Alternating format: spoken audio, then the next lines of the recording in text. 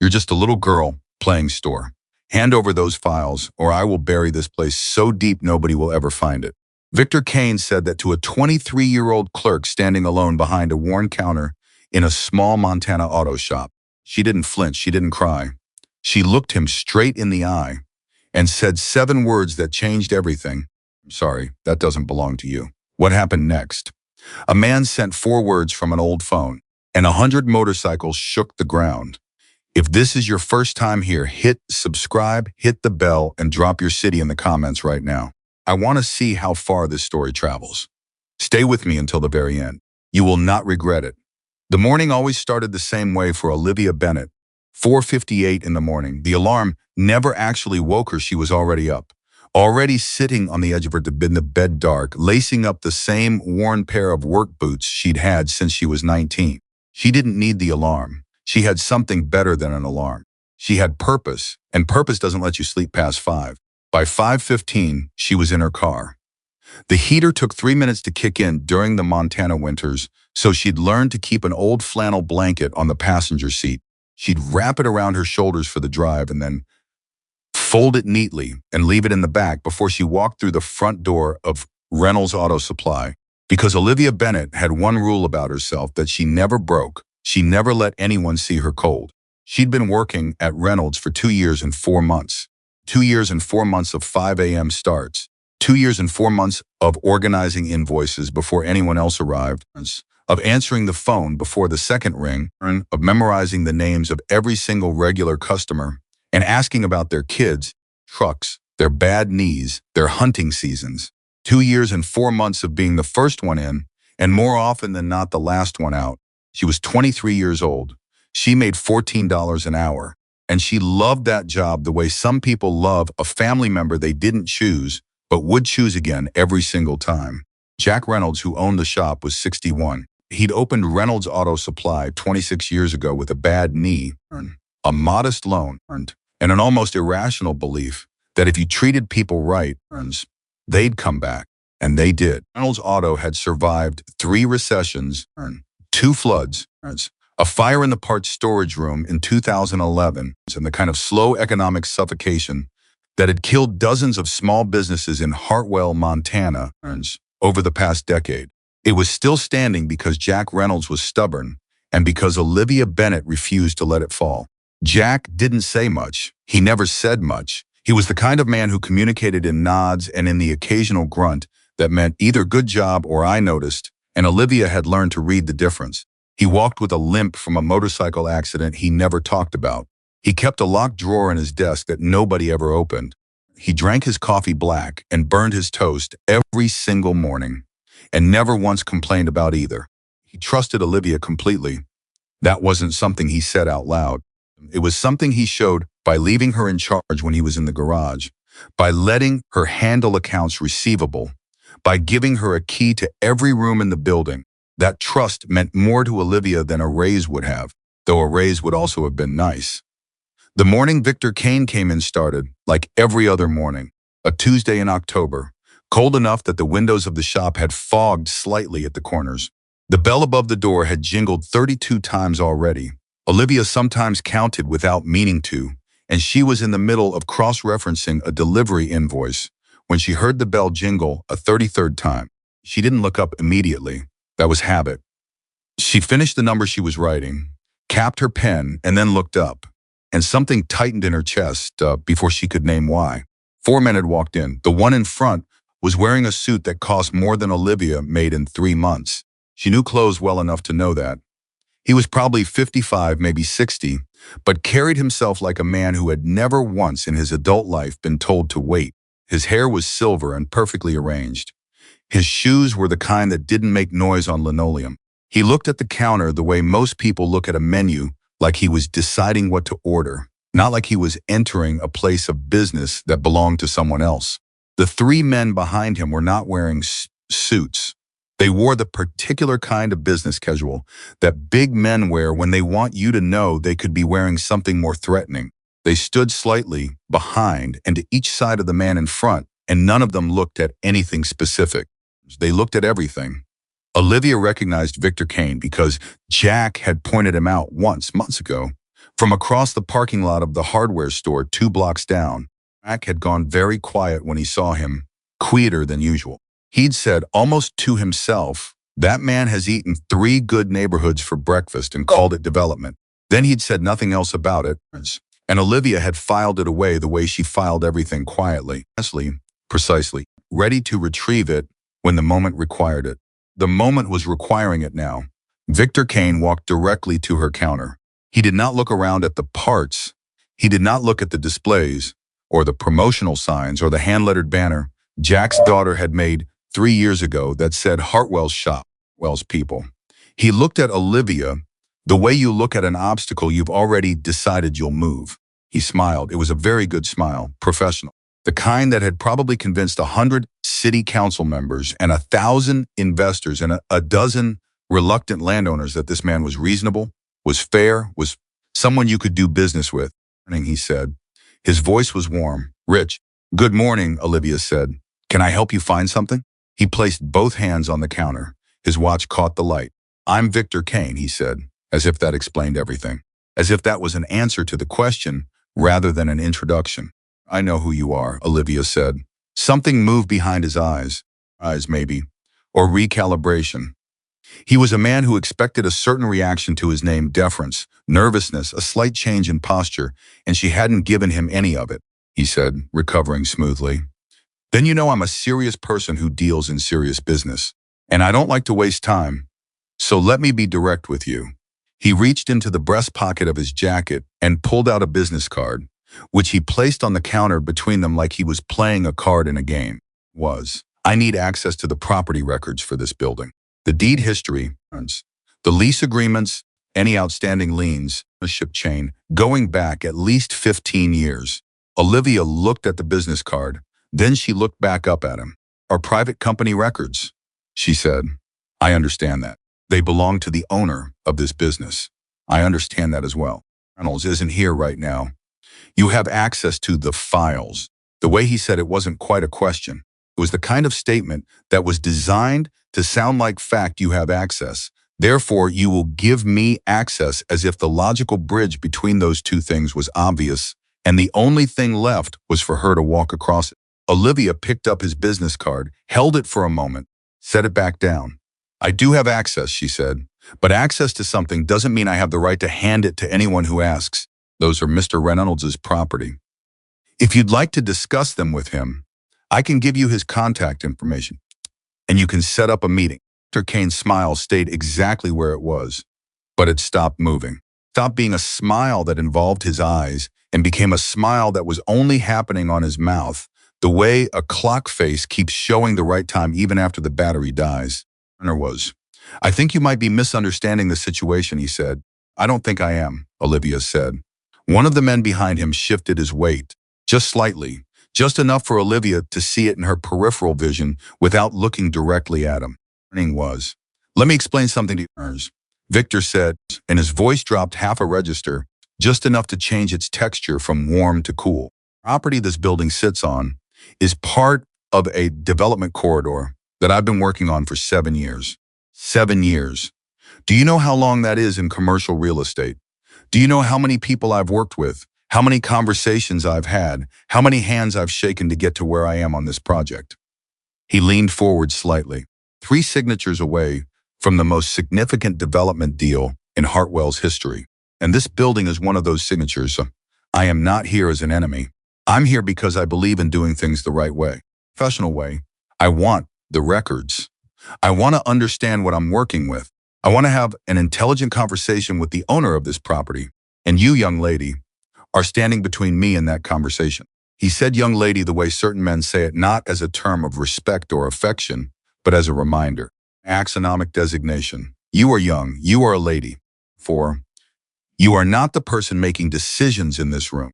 Something happened in Olivia's chest. Not fear. The opposite of fear. The thing that happens when someone reveals exactly who they are and you realize you were right to be careful. She met his eyes. "I'm sorry, sir," she said. Voice was steady and quiet and utterly immovable. "I can't give you something that doesn't belong to you." The silence that followed lasted about 4 seconds. In those 4 seconds, Victor Kane's smile dissolved completely. What replaced it wasn't anger, not yet.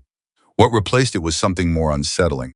It was the expression of a man encountering an unexpected variable, a man recalculating.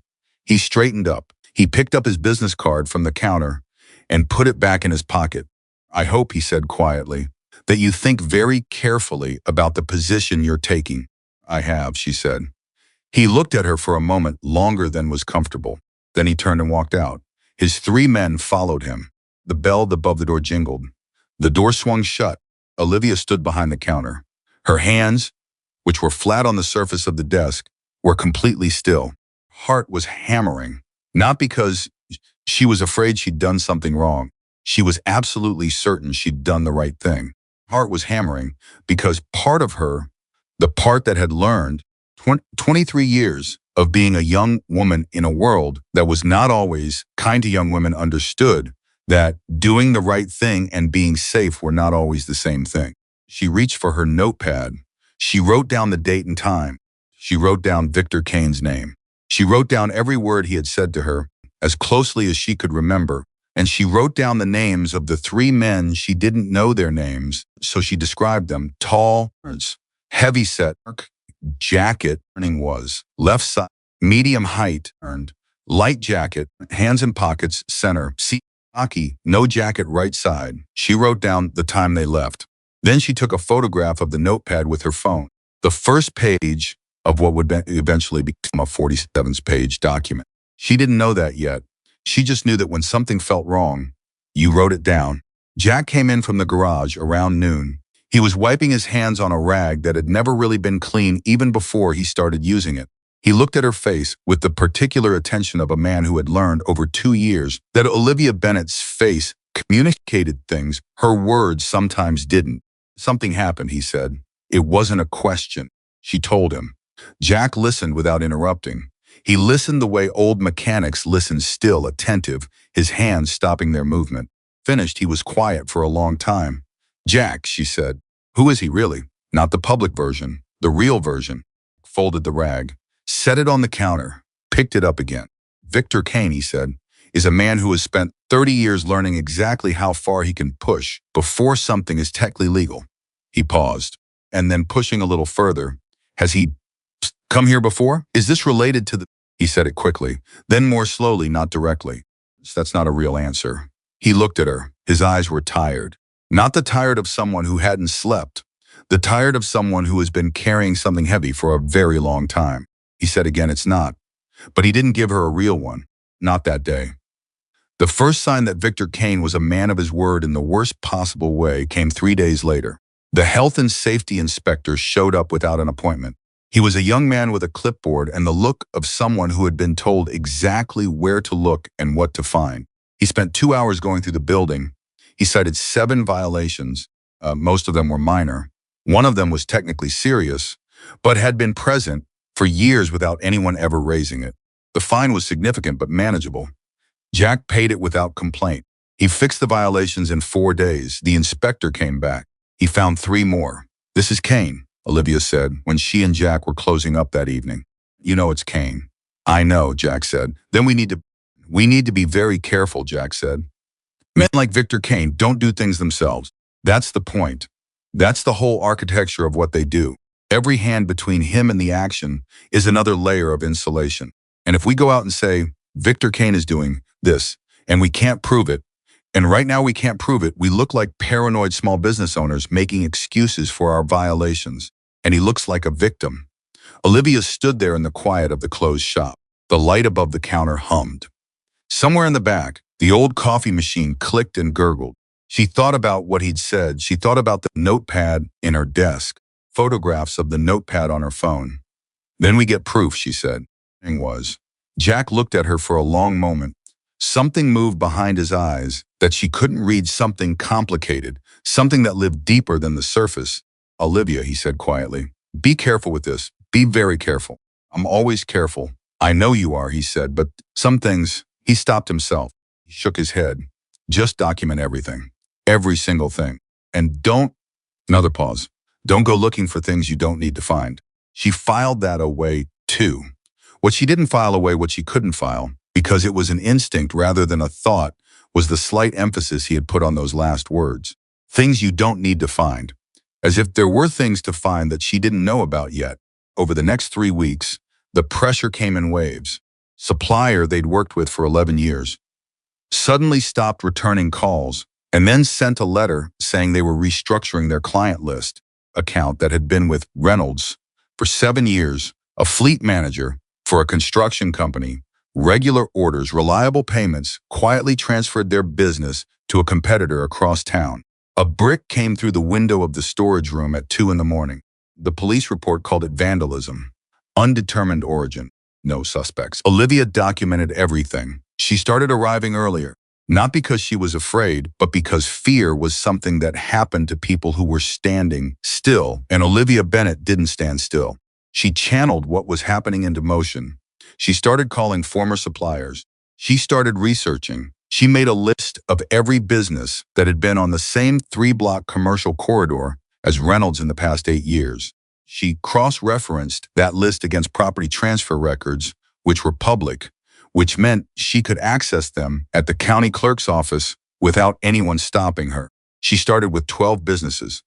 7 of them had closed in the past 5 years, had sold their buildings directly to development holding companies. 2 of those holding companies, when she traced them back through their ownership chains, had the same registered agent, a law firm in Billings, that appeared on 4 of Victor Kane's known development projects. She sat in the county clerk's office on a Thursday afternoon and looked at that connection on a piece of paper. Pen was still. She thought, this isn't one auto shop. This is a pattern. And then she thought, why is Jack's shop still here? He's the last one. And then she thought quietly, in the back of her mind where thoughts go when they're not ready to be thought about yet, what's in that locked drawer? She didn't go looking for the answer, not that day.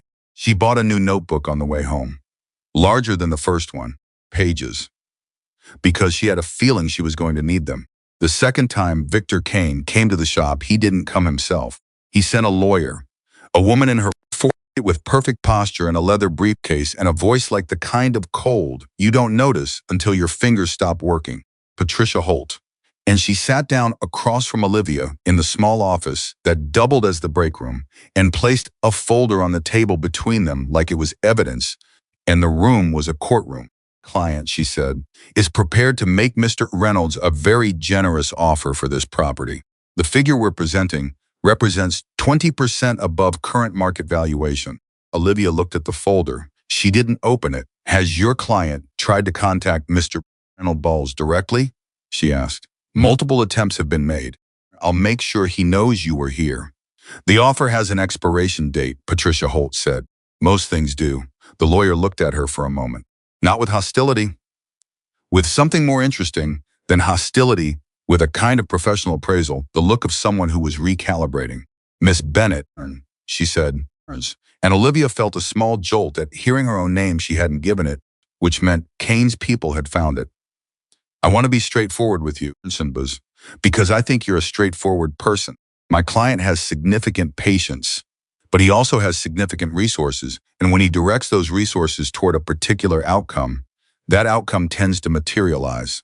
Is that a threat? Olivia asked. It's context, Patricia Holt said. After she left, Olivia sat in the break room for a full minute without moving. Then she took out her notebook. She wrote down every word of the conversation. Then she wrote, they know my name. This has moved to a different level. She stared at that sentence for a long moment. Then she underlined it, twice.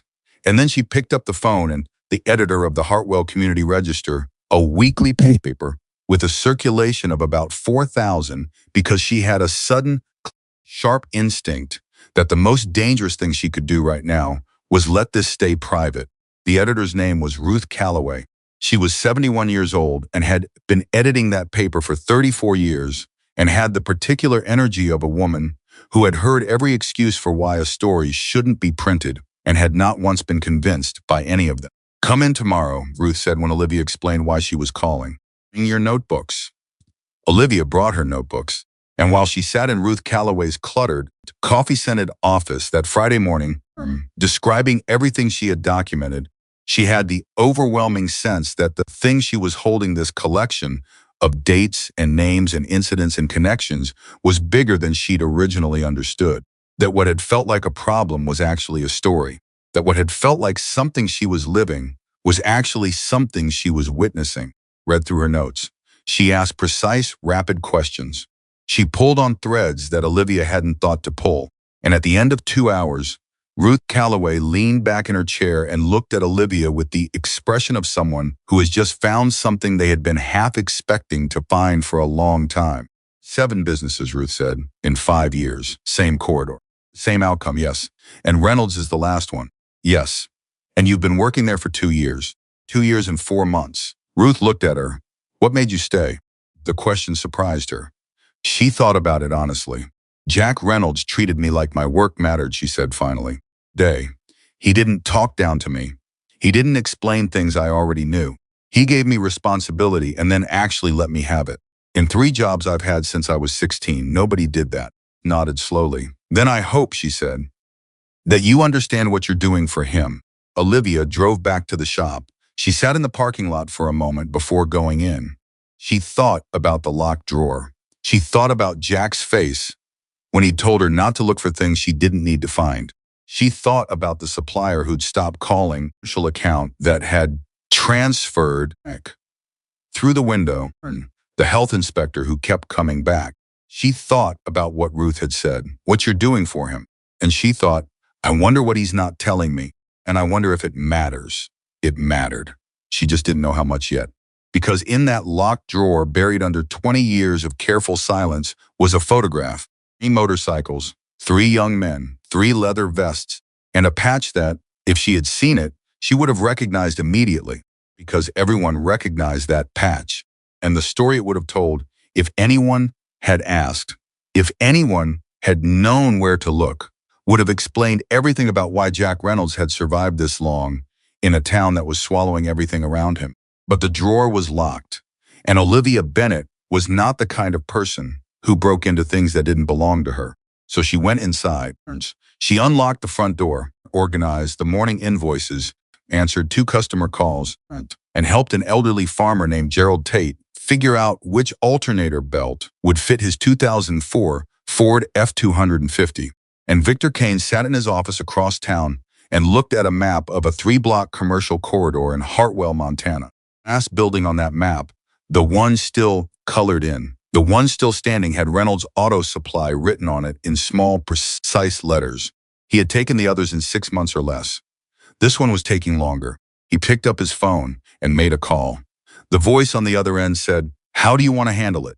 Victor Kane looked at the map for a moment longer. "Increase the pressure," he said, "and find out who that girl really is." The call Victor Kane made that afternoon set things in motion that Olivia didn't feel immediately. That was the design of it.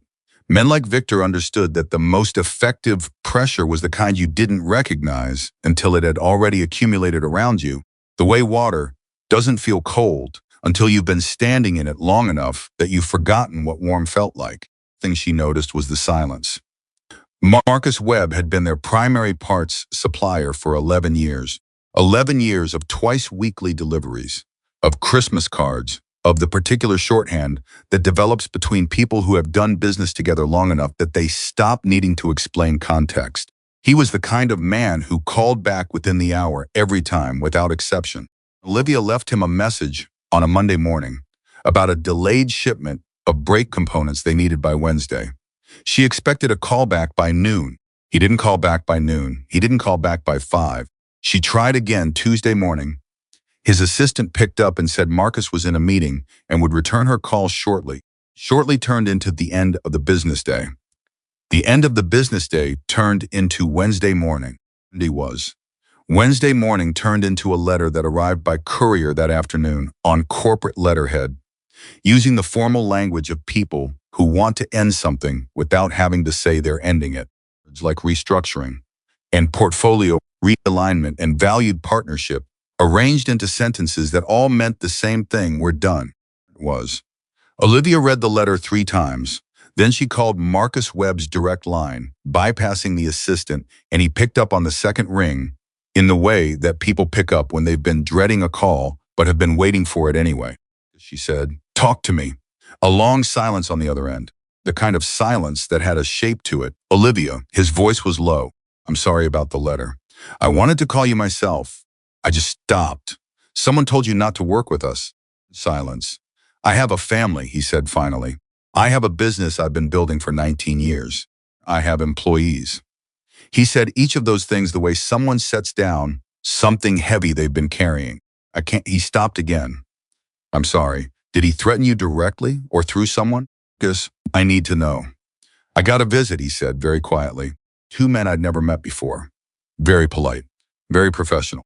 They explained that a client of theirs had significant concerns about some of my business associations. They used words like exposure and regulatory attention and competitive disadvantage. They never said his name. They didn't have to. She felt the anger move through her like a current, not hot anger, cold anger, the kind that steadies rather than blinds. I'm documenting this, she said. Everything. If this ever goes anywhere, your account of that conversation could matter. I can't be involved in this. I know, she said. I'm not asking you to be. I'm telling you that what they're doing is real, and it's documented, and I'm not stopping.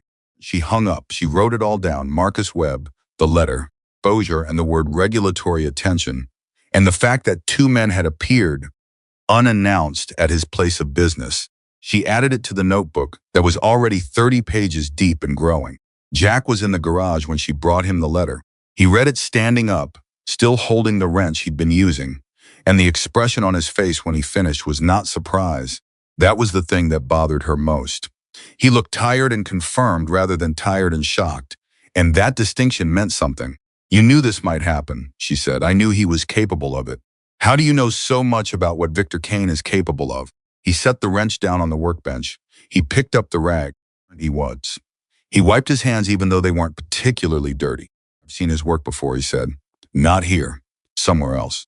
A time ago. Where? He looked at her sideways. That complicated look again, the one she'd been trying to decode for weeks. A place that doesn't exist anymore, he said, because of men like him. She waited. He didn't say anything else. She walked back to the front counter. She thought, he is not lying to me, but he is not telling me the whole truth. And there is a difference. The fleet account left 3 days later. 7 years of regular business, earn. 1 email, earned. 4 sentences, earn. No phone call. Olivia called the fleet manager, a man named Dave Coster, who had always been friendly, who had always joked with her about the weather and his team's terrible record in the company bowling league. Dave Coster did not pick up. He did not call back. She found out through a mutual contact, a woman named Sheila, who worked at the competing shop. Coster had received a phone call from someone in his corporate office saying that there were concerns about liability exposure associated with Reynolds Auto Supply. Nobody specified what the liability was. Nobody needed to. Liability exposure was enough. It was the kind of phrase that worked exactly like a rumor. You didn't need evidence, you just needed the phrase, and then the imagination did the rest. Olivia added it to the notebook. She also did something else. She started calling the other businesses on her list, the ones that had closed in the past 5 years, the ones she'd traced back through property records to holding companies with connections to Victor Kane. She called 7 people. 3 didn't answer. 1 told her he had nothing to say and hung up immediately, and the way he did it, the speed of it, the almost physical urgency told her more than any conversation could have. But 3 of them talked. A woman named Eleanor Vasquez, who had run a dry cleaning business on the same commercial corridor for 16 years. A man named Thomas Okafor, who had owned a hardware store. And a couple, Don and Marie Sutton, who had operated a small diner for 22 years before losing it. Eleanor said, they started with inspections, then a supplier problem. Then something happened to our delivery van. Someone said it was an accident, but it had been fine the week before. Then my landlord, who I'd had no problems with for 12 years, suddenly found reasons to question our lease. Within 8 months we were done. Thomas said, I tried to go public. I called the newspaper. I called the city council.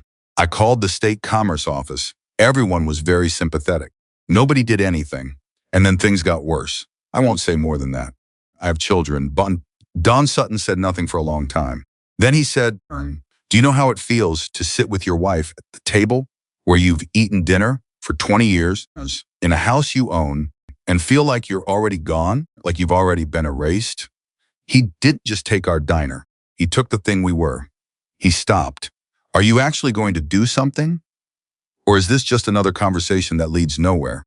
I'm going to do something, Olivia said. She meant it. She didn't entirely know what the something was yet. She meant it completely. She hung up from Don Sutton and sat for a moment with her hands still on the phone. Then she opened a new document on her computer and started organizing everything she had. The supplier withdrawal, the fleet account, the inspections, conversations with Marcus Webb and Eleanor Vasquez and Thomas Okafor and Don and Marie Sutton, the lawyer who had appeared with the offer, the men who had appeared in Marcus Webb's office, property records, the holding companies, the registered agent in Billings. It was not just a collection of incidents anymore. It was a map, and the map told a story that was very clear if you were willing to look at it. It out 63 pages. She put it in a folder. She put the folder in her bag. She went home. She sat at her kitchen table at 11 o'clock at night with a cup of tea that had gone cold and looked at those 63 pages and felt two things simultaneously. It was something close to fear, not for herself exactly, but the fear that comes when you understand the full size of what you're standing in front of. The second was something she didn't have a clean word for. It was the thing that happens when you realize that what you thought was a choice has actually become a calling, that you have passed some internal threshold somewhere back along the way without noticing, and you are now a person who cannot walk away from this even if you tried. She wasn't going to try. She was back at the shop at 5 a. The next thing happened at 2 on a Wednesday morning. She wasn't there for it. She found out from Jack, who called her at 2:14, and his voice on the phone had a quality she had never heard from him before, a tightness, a kind of controlled rage that was all the more disturbing for how controlled it was. Someone put a brick through the storage room window, he said. You at the shop? Yes. Don't touch anything. I'm coming. Olivia, you don't need to. She was there in 11 minutes. The police arrived 17 minutes after she did a response time she noted and wrote down. The officer who took the report was professional and thorough and took photographs and wrote everything down and said, with the particular practiced sympathy of someone delivering news they know will be inadequate, we'll look into it.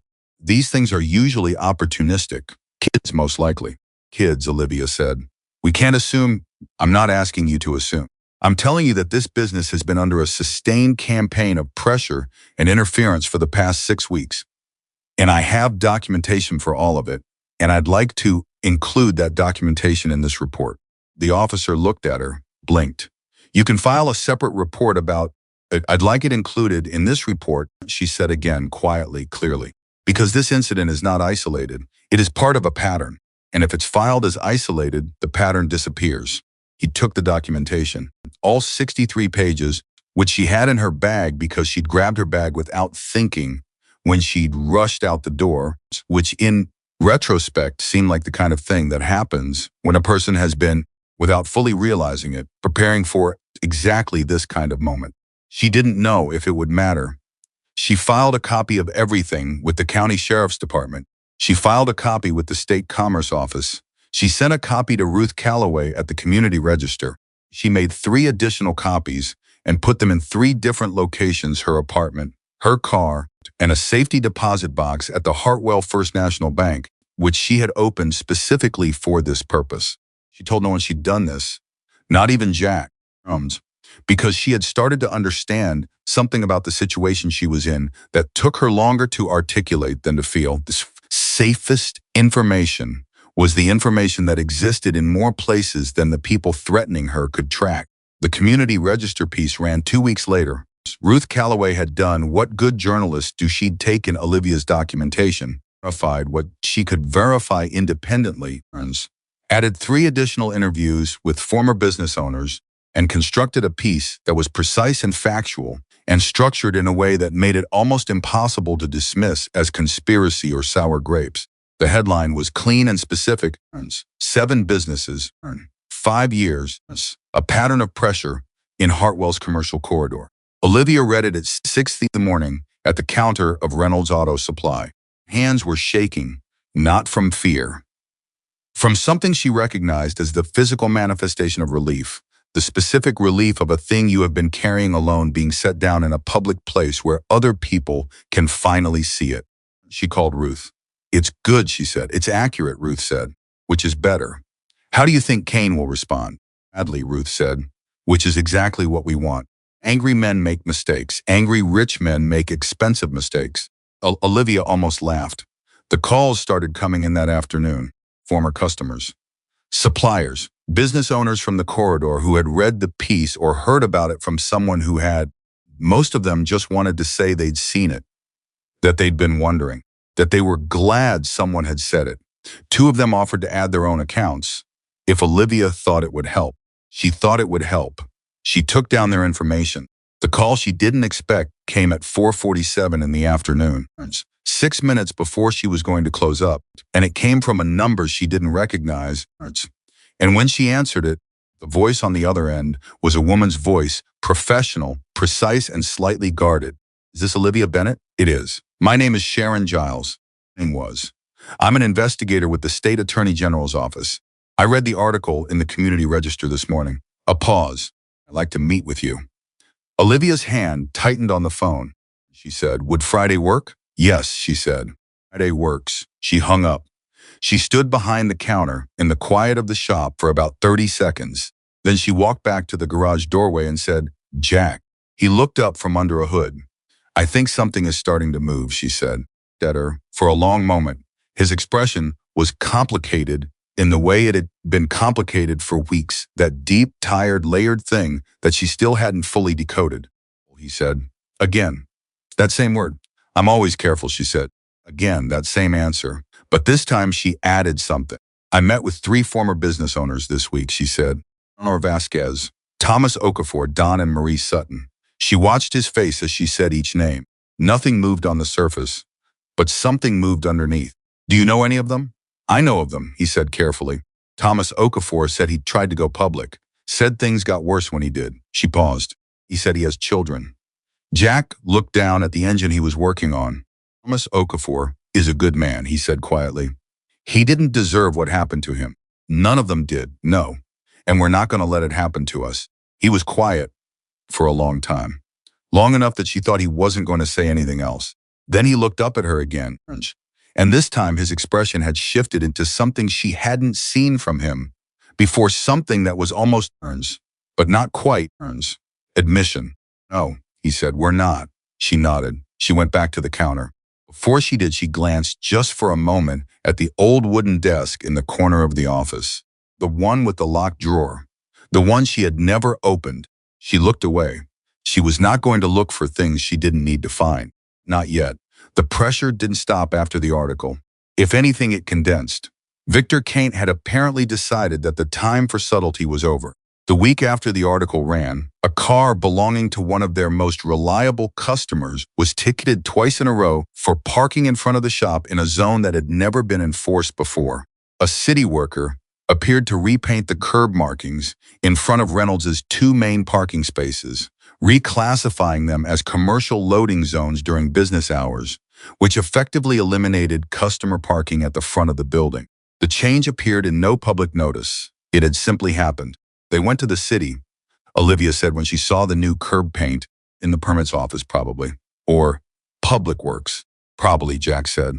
That's a new layer. That means they have someone inside local government. She pulled out her notebook, or they found someone they could lean on. Or both. She added it to the documentation. She filed a formal complaint with the city about the reclassification, citing the absence of public notice. She called the city clerk's office. She left 3 messages. The third one was returned by someone who said the change had been properly processed and recorded, and that records were available upon request. She requested them. She picked them up in person 2 days later. Processing date on the paperwork was 6 days before the article ran. 6 days before the article ran, which meant the curb change had been filed before the article existed, which meant either it was a coincidence, which she didn't believe, or Victor Kane had anticipated that she would go public and had taken steps before she did. She held that piece of paper in the clerk's office and felt the cold, distinct chill of understanding that she was dealing with someone who planned further ahead than she had given him credit for. She photographed the document with her phone. She added it to the folder. And she thought, for the first time with any real clarity, about the fact that in the past 2 months, she had not once considered stopping. She had not once woken up in the morning and thought about walking away. She had been afraid. She had been frustrated. She had sat at her kitchen table at midnight surrounded by documentation and wondered if any of it would matter. She had never considered stopping. She thought about what that meant and was. She thought about the fact that she was 23 years old and had no law degree and no political connections and no money. And she was going up against a man with all three of those things in quantities she couldn't calculate. And she thought about Eleanor Vasquez, who had built a business for 16 years and lost it in 8 months. And Thomas Okafor, who had tried to fight back and been frightened into silence. Marie Sutton, who had sat across from each other at a table in a house that felt like it already belonged to someone else. She thought, if I stop, there's no one else. She walked out of the city clerk's office into the cold Montana afternoon. Her car was parked at the end of the block. She walked toward it. She was halfway there when a black car pulled up alongside her and stopped. The window came down. Victor Kane was sitting in the back seat. He looked at her through the open window. He was not smiling. He was not angry. He had the expression of a man who has made a decision. Get in, he said. I'd like to have a real conversation. She looked at him. She looked at the car. She looked at the man in the front passenger seat who was looking at her in a way she didn't like. She said, I'm offering you a conversation, Miss Bennett. To face. No lawyers. My answer is no, Mr. Kane. If you'd like to speak with me, you can contact me through proper channels. You have my employer's phone number. A pause. You're making this very difficult, he said. Everyone involved. I'm not making it difficult, she said. I'm making it documented. She held up her phone. She had been recording since she saw the window coming down. She watched his expression change when he understood that. Everything you've said in the last 60 seconds, she said, is recorded, including you asking me to get in your car. The window went up. Drove away. She stood on the sidewalk for a moment. Her heart was going at about twice its normal rate, and she was aware of a thin, bright line of something in her chest that she identified after a second as not fear but fury, the clean, purposeful kind. She emailed the recording to herself. She emailed it to Ruth Calloway. She emailed it to the address Sharon Giles at the Attorney General's office had given her. Then she sent a text to Jack. Kane approached me on the street. I have a recording. I'm okay. His response came back in under a minute. Come to the shop. She drove back. When she walked in, Jack was standing at the counter. He had his phone in his hand, and he was looking at it with an expression that she had never seen on his face before. Not the tired, complicated look. Not the carefully controlled look. Something older than both of those. Something that had been underneath them this whole time and was now, this time, visible. No. It was the expression of a man who has been patient for a very long time and has just reached the end of his patience. She said, what is it? He looked up. Are you safe? He said first. Yes. He nodded. He set the phone down on the counter for a moment. He shouldn't have done that, he said, loudly, very quietly, which was somehow worse. I know. He has no idea. He stopped himself. He shook his head. No idea what, she said. He picked up the phone again, dead it, set it back down.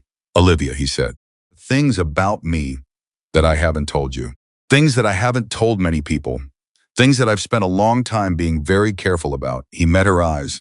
And I need you to know that everything I'm going to tell you, I'm telling you because you earned it. Not because I owe you an explanation, but because you are standing in the middle of something that now's bigger than a shop and a property dispute and a corrupt developer, and you deserve to understand the whole shape of it. She felt something shift in the room. The air in the place felt different, she said. He walked to his office. She followed. He stood in front of the old wooden desk, the one with the locked drawer. For the first time in 2 years and 4 months, he took a key from his key ring, a small, unremarkable key she had never noticed before, and he unlocked it. He reached inside and removed a photograph. He held it for a moment without showing it to her, like a man setting something down after carrying it a long way. Then he turned it around so she could see it. 3 motorcycles. Young men, early 20s, maybe her age, maybe younger. 3 leather vests. She recognized the patch on the vests immediately. Everyone would have. She looked at the photograph. She looked at Jack, at his face, 2 decades younger, and undeniably, clearly, unmistakably, the face of the man standing in front of her. She said, The one on the left, he said, and his voice was steady. That's Daniel Cross. She didn't know that name. Not yet. Within 48 hours, she would know it the way you know the name of the person who walks through a door and changes everything. She looked at the photograph. She looked at the locked drawer, now open. She looked at Jack Reynolds, who was watching her with the expression of a man who has just let someone see something real. What does this mean? She said. He looked at her. It means, he said quietly, that Victor Kane has no idea what he's walked into. She stared at that photograph for a long time, not because she didn't understand what she was looking at. She understood exactly what she was looking at. The patch on those leather vests was one of the most recognized symbols in America. You didn't need to have lived in a biker town or watched a documentary or read a magazine to know it. You just needed to have been alive and paying any attention at all. What she was doing, standing in that office holding that photograph, was something more complicated than understanding. She was reorganizing, taking everything she thought she knew about Jack Reynolds, the quiet mechanic, the careful businessman, very few words, and placing it against this new information the way you hold a transparency up to a light source to see what the two images look like together. They fit. That was the unsettling part. Not in a way that changed who she thought he was, but in a way that explained things she had never been able to explain. Particular steadiness he had, the way he read people quickly and accurately without seeming to try, the way he'd reacted when Victor Kane came in, not fear, not aggression, but something ancient and measured, like a man who had seen much worse and had survived all of it. How long? She said finally. 31 years, Jack said. I was 22 when I patched in. Left the active life about 14 years ago. But you don't. He paused. It's not something you leave behind, like something you carry differently. And Daniel Cross? Daniel and I grew up together. Before all of it, before any of it. We were friends before we were anything else. Sat down in the chair behind the desk, which he almost never did. I had the accident. The leg. Daniel was the one who drove me to the hospital. Didn't say much, just drove. He looked at his hands. That's who Daniel Cross is. Where is he now? Billings, mainly. He leads the charter there. Has for about 12 years. She sat down in the other chair, the one across from the desk, the one customers sat in when they came to discuss accounts. She put the photograph on the desk between them. Victor Kane, she said, has resources and connections and legal cover for everything he's done. He has people in city government. He has lawyers who speak in carefully constructed threats. He has the whole infrastructure of legitimate power arranged around him like armor. She paused. What does Daniel Cross have? Jack looked at her for a moment.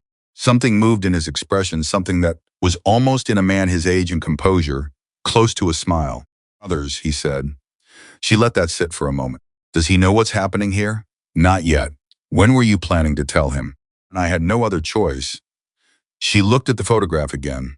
The three young men on their motorcycles, with their leather vests and their futures entirely in front of them. She said carefully, I need you to understand something. I have 63 pages of documentation. I have a meeting with an investigator from the State Attorney General's office on Friday. I have recordings and property records and witness accounts. The legal path forward is real. It's slow, but it's real. She met his eyes. I don't want this to become something that hurts the case. I don't want to give Victor Kane a reason to reframe this as something other than what it is. He nodded slowly. I hear you, he said. I also want you to know, she said, and her voice shifted into something more direct, something she hadn't quite said out loud before, that I have been alone in this for 2 months, 23 years old. And some nights I sit at my kitchen table at midnight and look at 63 pages of documentation and wonder if any of it is actually going to matter. If the Attorney General investigator is going to tell me politely that the evidence is interesting but insufficient. If the people who have been afraid to speak are going to stay afraid. She stopped. So if there is someone who can make those people feel less afraid, I want to know about it. Jack looked at her for a long time. You finished? He said. Yes, good. He picked up the photograph, looked at it, set it back down, because you just described exactly why I'm going to make that call. He picked up his phone. He found a number that wasn't in his recent calls. It was deep in his contacts, below names that didn't appear often. He pressed it. It rang 4 times. Then a voice answered. Rough, deep. with the particular texture of a man who had spent decades not raising his voice because he'd never needed to. The voice said, "It's been a while," Jack said. "What do you need?" 3 words. Amble. No ceremony. Just, what do you need? "I need you to know what's happening," Jack said. "And then I need you to tell me what you think. Talk." Jack talked. He told Daniel Cross everything Victor Kane, the inspections, the suppliers, the fleet account, through the window, the curb paint, the black car on the street. He told him about Olivia, about her notebooks, about the Attorney General investigator. He talked for 11 minutes without stopping, and Daniel Cross said nothing during those 11 minutes, which somehow communicated absolute attention more completely than any response could have. When Jack finished, there was a silence.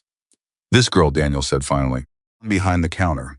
Olivia, she's still there? After all that?"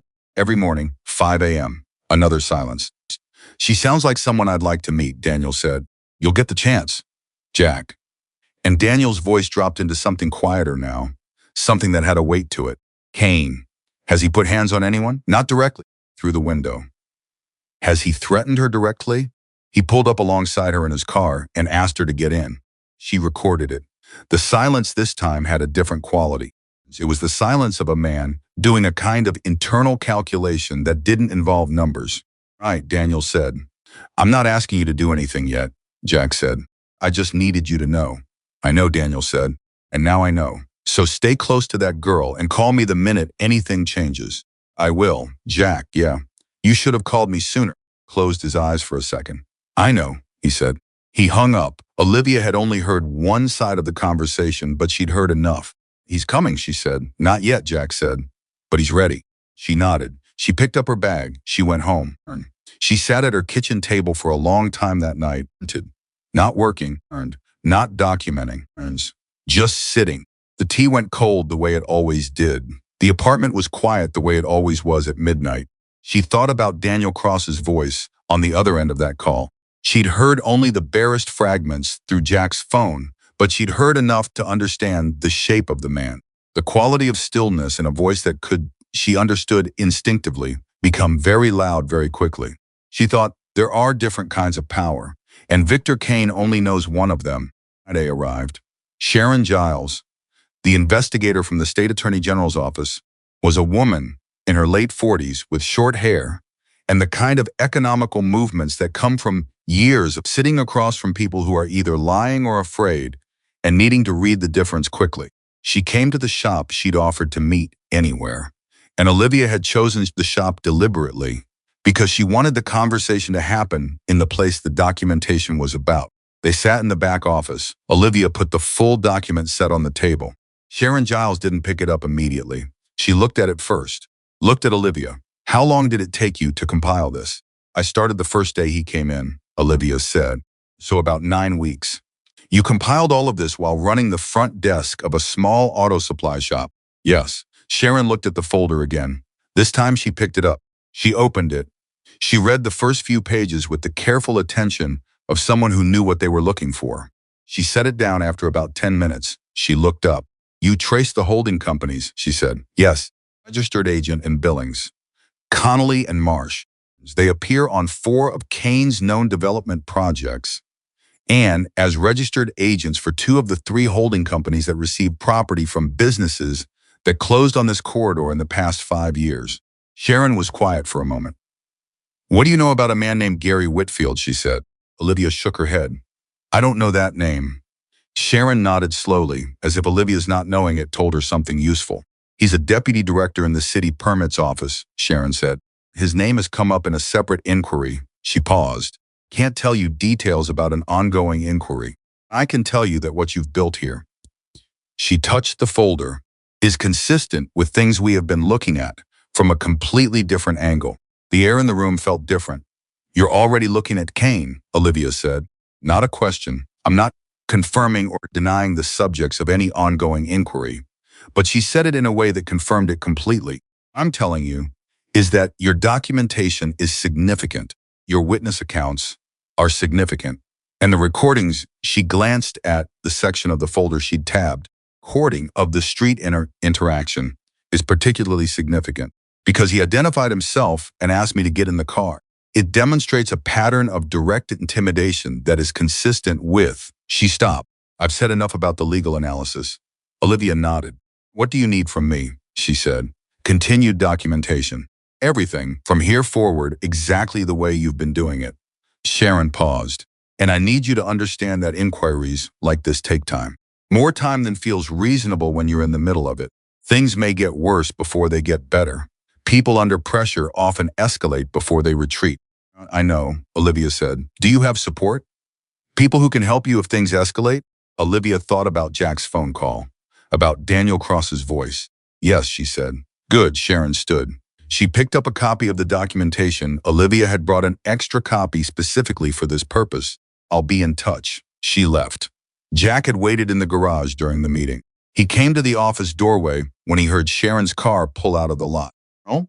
He said. They're already looking at him, Olivia said. Jack stood very still. From a different direction, she said. There's a man named Gary Whitfield in the permits office. She didn't say much, but she said enough. She paused. She said things may get worse before they get better. Jack nodded slowly. He looked out the window for a moment. She's right, he said. She was right. The next escalation came not gradually, but all at once, in a way that made clear someone had made a decision and changed the pace deliberately.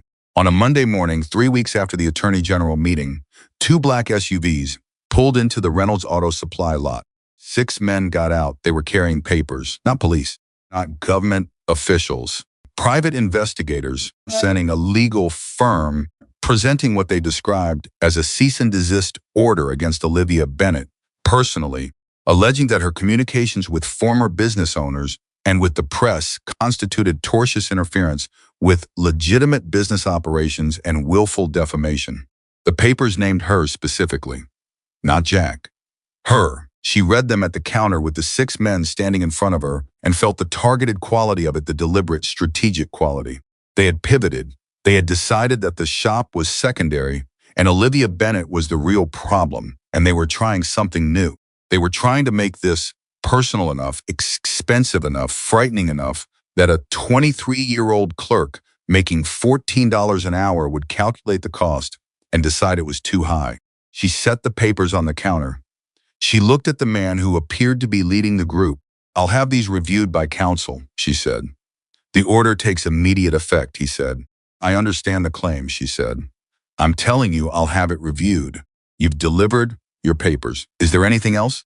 He looked at her. She looked back. He looked away first. They left. She picked up her phone and called Ruth Calloway. Personally, she said, cease and desist, information and tortious interference. Ruth was quiet for exactly 2 seconds.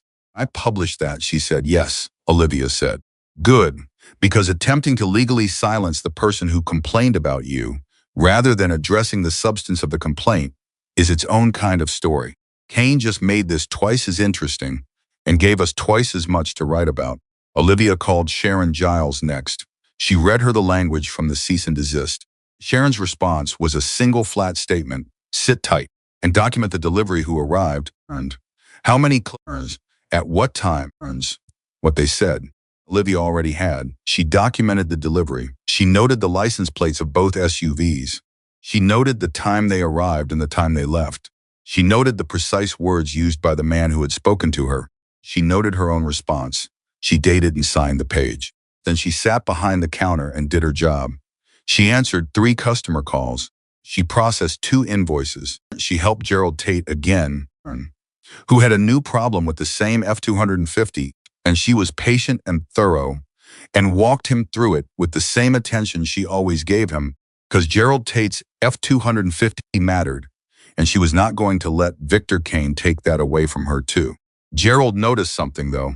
He was 74 years old and had been coming to Reynolds for 9 years, and he noticed things about Olivia the way people notice things about places they feel at home in. You all right? He said when she was processing his payment. Fine, she said. You got that look? He said. What look? The look my wife gets right before she does something about something. He took his receipt. For what it's worth, I read that article in the Register. Read it twice. Showed it to my son. He folded the receipt and put it in his shirt pocket.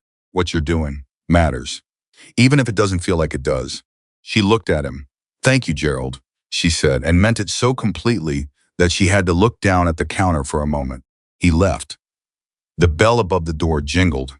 She allowed herself about 15 seconds of feeling the full weight of that, and then she picked up her pen and went back to work. She called the attorney Jack had used for shop business.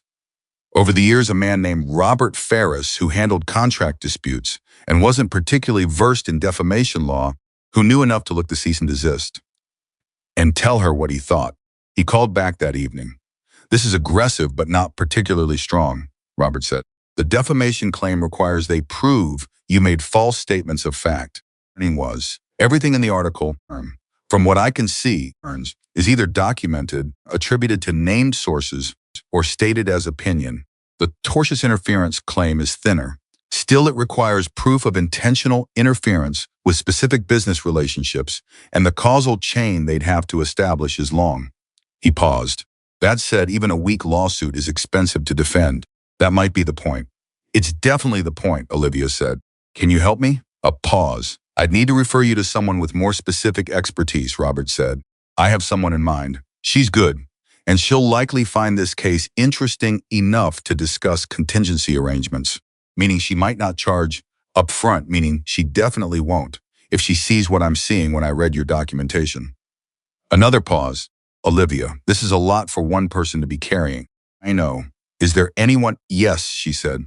"There are people." She thought again about the photograph, about Daniel Cross's voice saying, "What do you need?" "I have support." What she didn't know, as she sat in her apartment that evening, going through the cease and desist paperwork, was that two things had happened that day that she wasn't aware of yet. The first was that Gary Whitfield, the deputy director in the city, permits office whose name Sharon Giles had mentioned without explaining, had been contacted by state investigators and had spent 4 hours answering questions that had left him pale and shaking, and very aware of how quickly the geography of loyalty can change when the legal terrain shifts beneath you. The second was that Daniel Cross in Billings had made several phone calls of his own.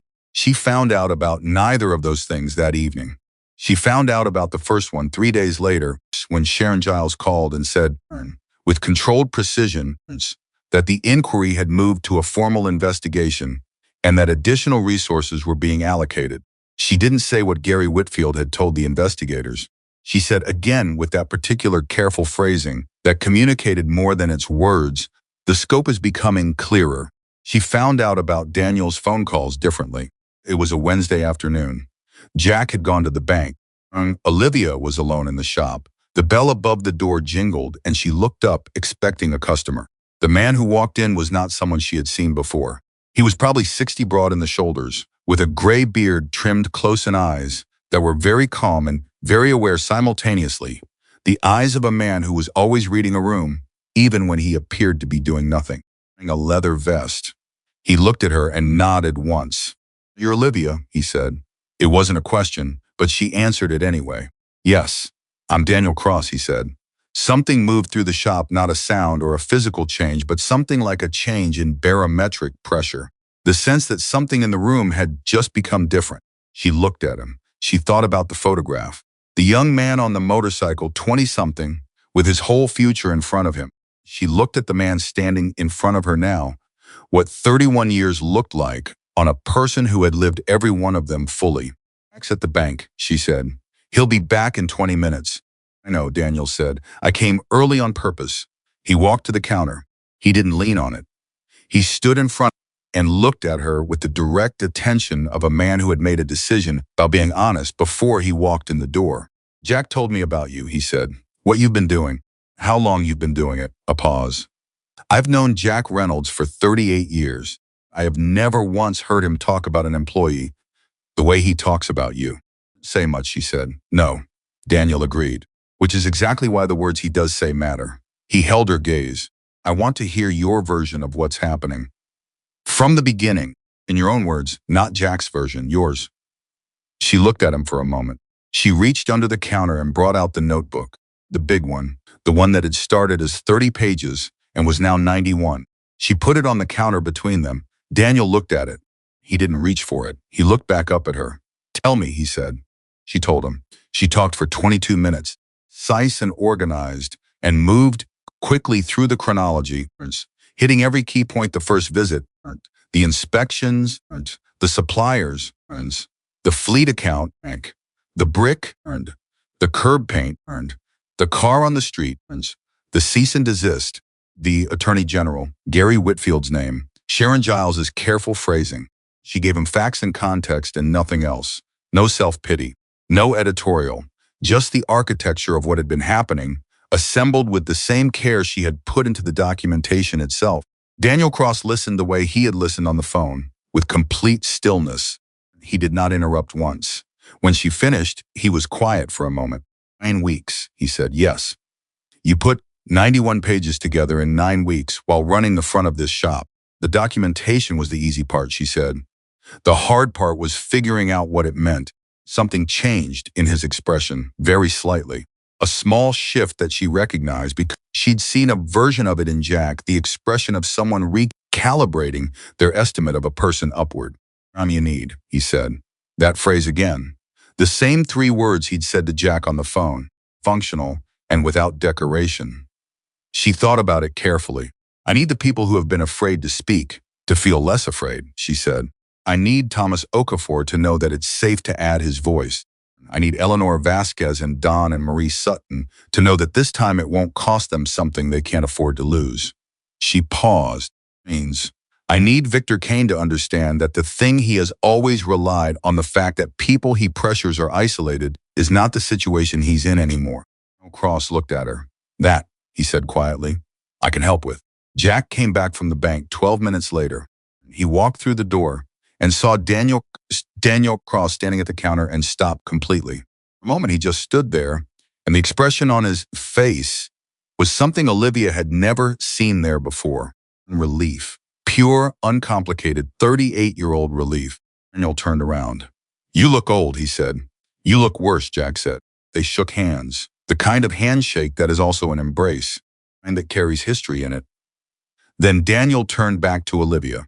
We're going to need a table, he said, and something to write on. They sat in the back office for 3 hours. He had not come alone. He had parked down the block. And 2 men came in and sat at the perimeter of the conversation, not participating, but present in the particular way that trained attention is present. Olivia noted this without mentioning it. What Daniel had, it turned out, was not just brothers. What Daniel Cross had accumulated over 31 years was the kind of network that only exists when you have spent decades operating in a world where trust is not given, but earned over time and demonstrated under pressure. He knew people in every corner of Montana, not politicians or lawyers or developers, but the other kind of people. Mechanics, veterans, small business owners, tradesmen, people who had their own reasons to distrust Victor Kane or men like him, and who had, in several cases, already been watching what was happening on Hartwell's commercial corridor with the quiet attention of people who recognized the pattern from somewhere in their own experience. He had in the past 72 hours made 11 phone calls. 7 of them had produced commitments. Thomas Okafor, he said, looking at Olivia's notes. He said he was afraid. He said he had children. His children are grown, Daniel said. His youngest is 27. I know Thomas. He was afraid because he was alone, and the thing he was afraid of was enormous, and there was nobody standing next to him. He paused. Would he be less afraid if someone was standing next to him? Yes, Olivia said without hesitation. Then someone will stand next to him, Daniel said. As simply as that. She looked at him. She thought, this is what power looks like when it decides to protect something instead of take something. They worked through the evening. Olivia laid out the full picture, the documentation, the legal investigation, Ruth Calloway's ongoing coverage, the cease and desist, any general inquiry. Daniel built the other side of the picture: who would speak, who needed support before they could speak, who in the community had already expressed private concern and needed only the sense that action was possible before they'd act. By 8 o'clock, the shape of something real had emerged. Jack ordered food. They ate in the office sandwiches from the deli down the block, coffee from the machine that always leaked. At some point in the middle of the meal, Olivia looked around the table. Jack Reynolds and Daniel Cross and 2 men she didn't know the names of yet, and felt the unmistakable sensation of not being alone, not performing courage in an empty room, actually not being alone. It was a different feeling than she'd expected. Not comfort exactly. Something more charged than comfort. something that felt like the moment before a wave breaks, left at 9:30. Before he walked out, he stopped in the doorway and turned back to Olivia. "One more thing," he said. "Kane served you with that cease and desist because he figured you'd calculate the risk and back down." He paused, but he doesn't know he's wrong yet. Another pause, and he's going to come back. "I can feel it." Men like him, when the indirect approach stops working, they come back themselves. They need to believe they can still intimidate directly. "I know," she said. "When he does," Daniel said, "you won't be alone in this room." She looked at him. "How will you know when he's coming?" "Because Daniel said I've asked some people to pay attention." He walked out. The bell above the door jingled. Jack stood at the counter and watched him go. He had his hands in his pockets and the expression of a man who has just watched something he was afraid might never happen. "He called you," Olivia said quietly. "Before I did, didn't he?" Jack was quiet for a moment. "He called me the day after you told me about the car on the street," Jack said. "I didn't tell you because I didn't want you to feel like I'd gone around you." She thought about that. She thought about whether she was angry about it. She wasn't. "What did you tell him?" she said. "I told him I had someone working for me who had more courage than anyone I'd met in 30 years, Jack said, "and that she was carrying something she shouldn't have to carry alone." She looked at the counter. She looked at the 91-page notebook sitting there. She thought about 5 a.m. and cold drives and kitchen tables at midnight, surrounded by documentation and the recording she'd made on the street, and the cease and desist papers and Gerald Tate saying what you're doing matters, and Sharon Giles saying things may get worse before they get better. She picked up the notebook. She put it back under the counter. She picked up her bag. "I'll be here at 5, she said. "I know," Jack said. She drove home. She sat at the kitchen table. The tea went cold. But this time, sitting at the table at midnight, she didn't feel like a simple person looking at 63 pages or 91 pages and wondering if any of it mattered. She felt like the point of a very long lever.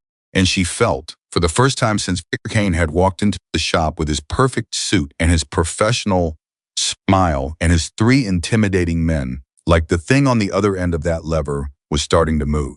Victor Kane had no idea. He was in his office the next morning, reviewing the status of the legal pressure campaign. His lawyer, Patricia Holt, was telling him that the cease and desist had been filed, that Bennett had secured counsel through a referral, that the Attorney General inquiry appeared to be preliminary and unlikely to move quickly. He was nodding, processing, calculating next steps with the efficiency of a man who had done this many times before. He did not know was that 7 people who had previously been too afraid to speak had in the past 72 hours made commitments. He did not know was that a formal investigation, not preliminary, not exploratory, but formal, had been authorized that morning.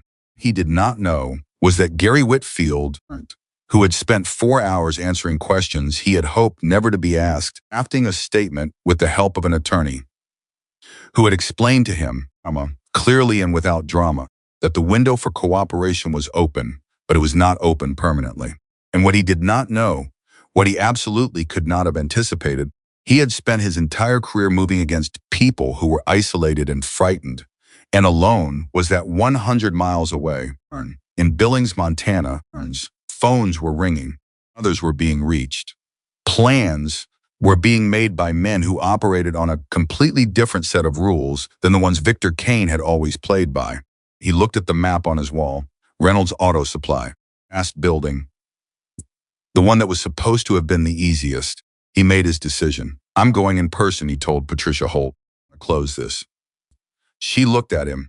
The briefest professional flicker.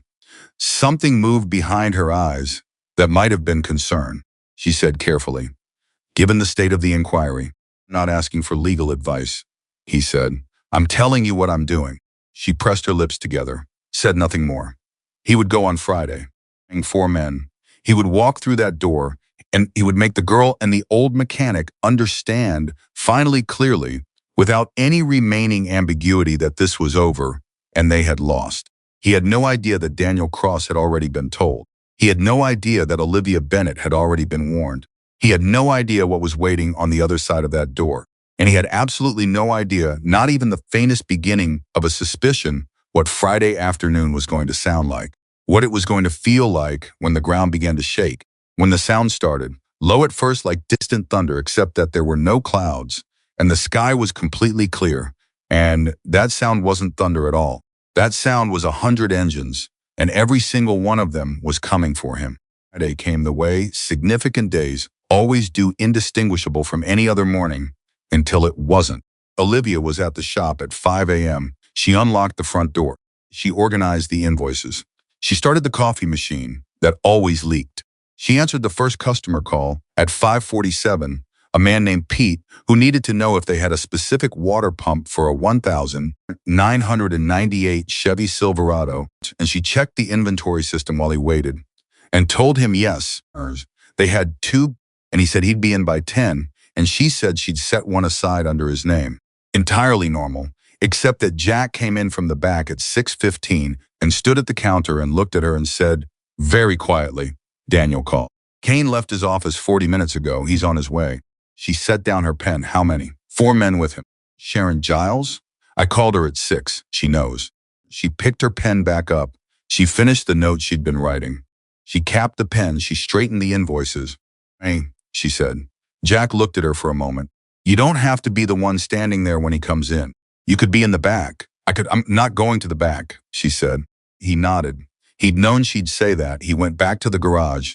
She stood behind the counter and thought about the 91 pages in her notebook and the formal investigation that Sharon Giles had confirmed was active, and the 7 people who had made commitments, and Gary Whitfield, who was drafting a statement with his attorney, and Thomas Okafor, who Daniel Cross had spoken to on Wednesday, and who had said, according to Daniel, that he was ready. She thought about Eleanor Vasquez, Don and Marie Sutton, Webb's voice on the phone saying, I have a family, I have a business. She thought about Pete and his Silverado water pump, and Gerald Tate and his F-250, and the sign on the front of the building that said Hartwell's shop, Hartwell's people. She thought about what Daniel had said. Men like him need to believe they can still intimidate directly. She thought, let him try. The bell above the door jingled at 9:52 in the morning. Victor Kane walked in. He was wearing a different suit than the first time. He had 4 men with him instead of 3, and the configuration was different, 2 in front flanking him, 2 behind, rather than an entourage. He had made decisions about how this was going to look, directly to the counter. He didn't smile this time. The professional warmth was entirely gone. What was left underneath it was exactly what she had suspected. Was underneath it from the first day, cold absolute certainty that he was the most powerful person in any room he entered, and that this fact consequences for everyone else. He put both hands on the counter. We're done negotiating, he said. I want the owner of this property now. I want him at this counter in the next 5 minutes, and I want a real conversation, and I want it to end with an agreement. Because the alternative, and I want you to understand this clearly, is that by the end of this month, this building will have more violations than it can survive. This business will have no suppliers willing to work with it, and you personally will be defending a lawsuit that will cost more than you will earn in the next 10 years. He leaned forward slightly. Understand what I'm saying to you? She looked at him. She did not step back. She did not look away. She held his gaze with the particular steadiness of someone who has been preparing for this moment for 9 weeks and has used every one of those weeks to make sure that when it arrived, she would be ready. I understand exactly what you're saying, she said. And I want you to understand something in return. She reached under the counter and placed the 91-page notebook on the surface between them. Everything you have done since the first day you walked into this shop, every inspection, every supplier warning, every anonymous pressure campaign, every lawyer, every man you've sent, through the window, the curb paint on the street, this morning's visit, all of it is documented, dated, witnessed where possible, recorded where possible, filed with the county sheriff, the state commerce office, and as of 3 weeks ago, the state attorney general's office, which has opened a formal investigation. Something moved on Victor Kane's face. Not quite surprise. The thing that comes before surprise in a man who does not allow himself to be surprised, the recalculation, the rapid internal reassessment. Furthermore, she said, and her voice stayed completely level. 7 former business owners from this commercial corridor are prepared to give formal statements. Office employee who processed irregular approvals on your behalf has been interviewed by state investigators and is currently cooperating. She paused for exactly 1 beat. And I'd like you to know that I recorded this conversation from the moment you walked through that door. She held up her phone. The recording app was running. The timer read 4 minutes and 31 seconds. Victor Kane stared at it. Then he straightened up. He pulled his hands from the counter. He looked at her with an expression she had not seen from him before, not anger, not contempt, not the professional warmth or its absence. It was something more fundamental than any of those things. It was the expression of a man encountering the specific, disorienting experience of having badly, catastrophically miscalculated. You have no idea, he started. What kind of legal minds? Kane, the voice came from behind Olivia. She didn't turn around because she'd heard the door from the garage open, and she knew whose voice it was. Jack Reynolds walked out and stood next to Olivia. He was still wearing his work clothes. He had his phone in his hand. Quiet. Victor looked at him, took in the old mechanic's clothes, the damaged leg, the 61-year-old face that had weather and time and something else in it, something harder to read. He did what men like Victor always did. When they saw someone like Jack, he categorized him instantly and placed him in the lowest relevant bracket and moved on. This doesn't concern you, Victor said to Jack. This is my shop, Jack said. Everything in it concerns me. Then you and I can have a conversation. Man to man. He glanced at Olivia. Jack said, she stays where she is. She's been where she is since the first morning you walked in here, and she's the reason there's anything left to have a conversation about. He looked at Victor. To the owner of this property? I'm the owner. Victor studied him, recalibrating again. Olivia could see it, trying to find the angle was the pressure point, the specific lever that would work on this particular man. 80% above market, he said. Final offer. Take it and everything else goes away. Clean. No lawyers, no investigations, no complications. Takeaways. You with more money than this building has earned in 5 years. Jack looked at him for a long moment. I built this shop 26 years ago, he said. The bad leg and a loan I wasn't sure I'd pay back. The person who works here I chose personally. Every customer who comes through that door I know by name. He paused. This shop isn't a number on a balance sheet to me. And you coming in here and treating it like one treating the person behind that counter, like one tells me everything I need to know about who you are and what you're actually offering. The offer expires. It can expire, Jack said simply. Victor's jaw tightened, and then Jack took out his phone. He looked at it for a moment. Then he looked at Victor. He sent a message. 4 words, I need my brothers. He put the phone back in his pocket. He looked at Victor Kane and said nothing.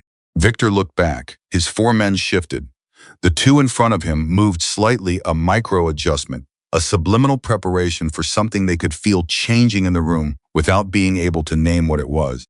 Seconds passed. Then a sound appeared. It started at the edge of perception, low and distant, the kind of vibration you feel before you hear.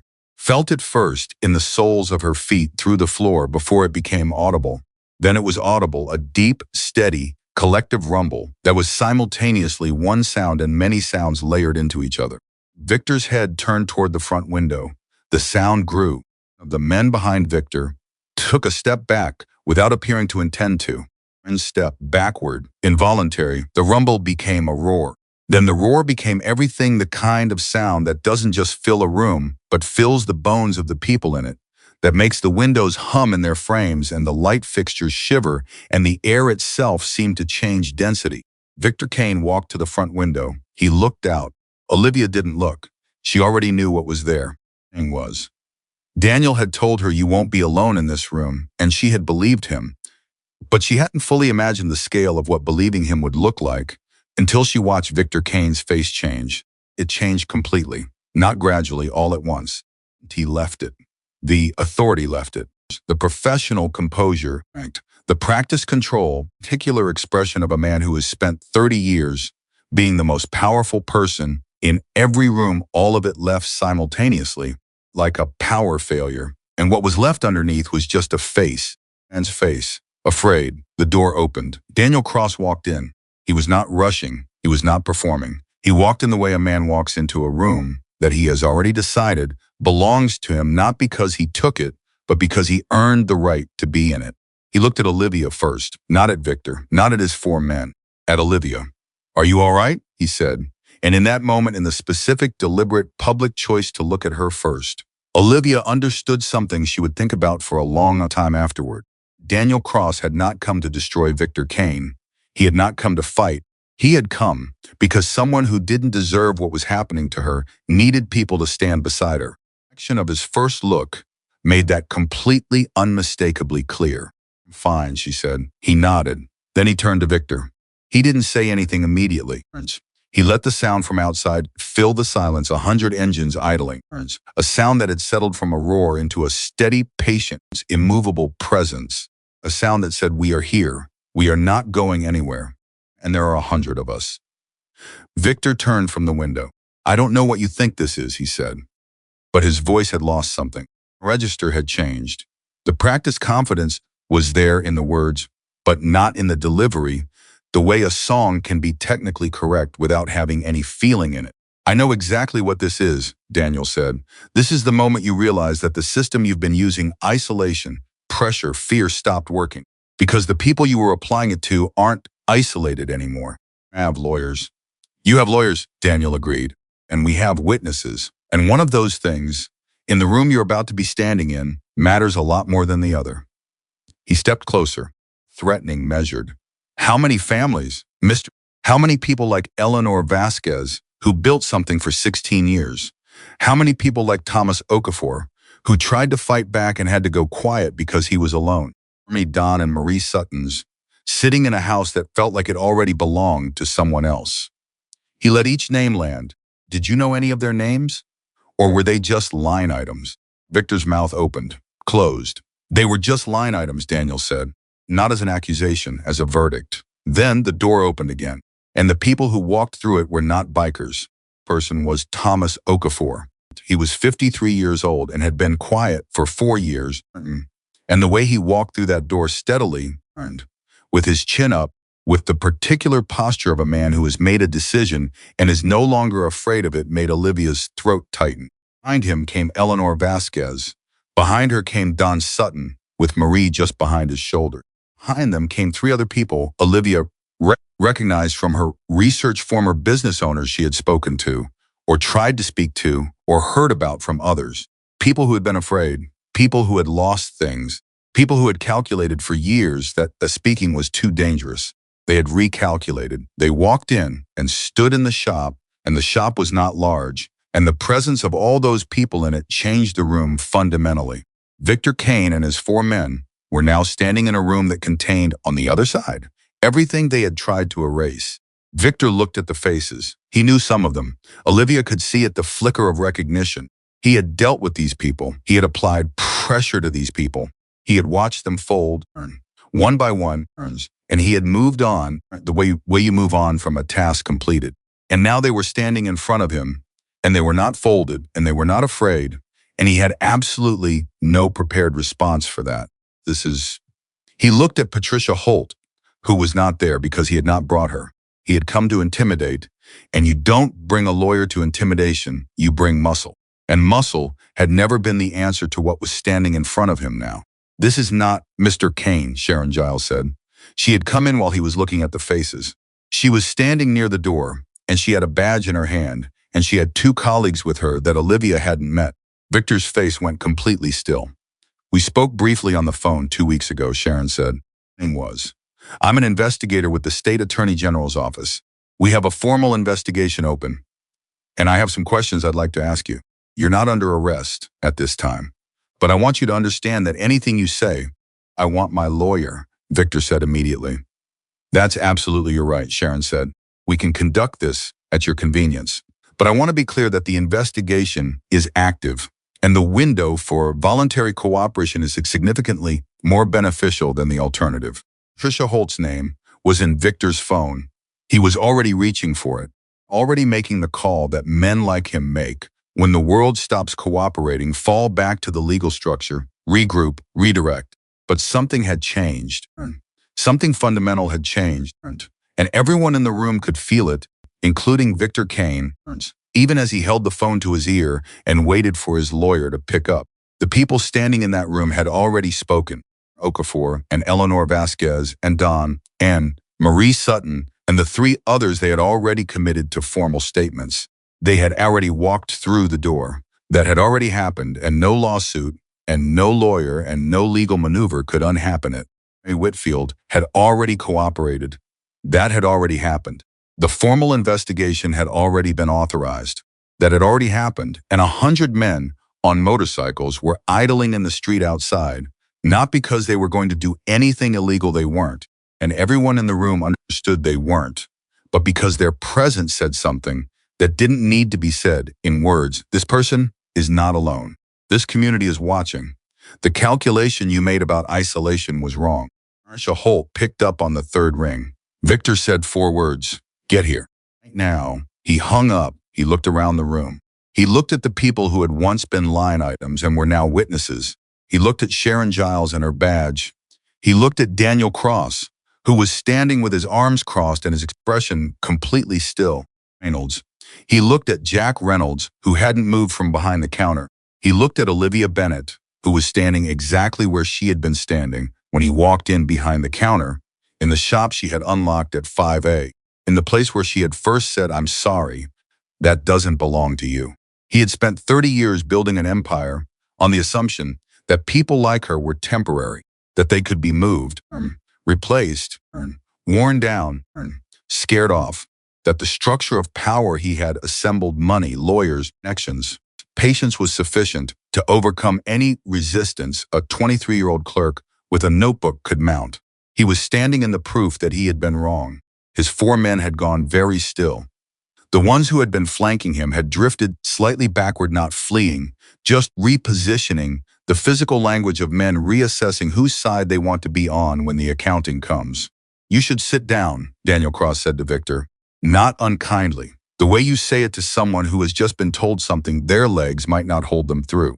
The lawyer is going to be a while. Victor Kane sat down. Time in 30 years that someone had told him to sit in a room that didn't belong to him. And he had sat. The next 2 hours were not dramatic. They were procedural.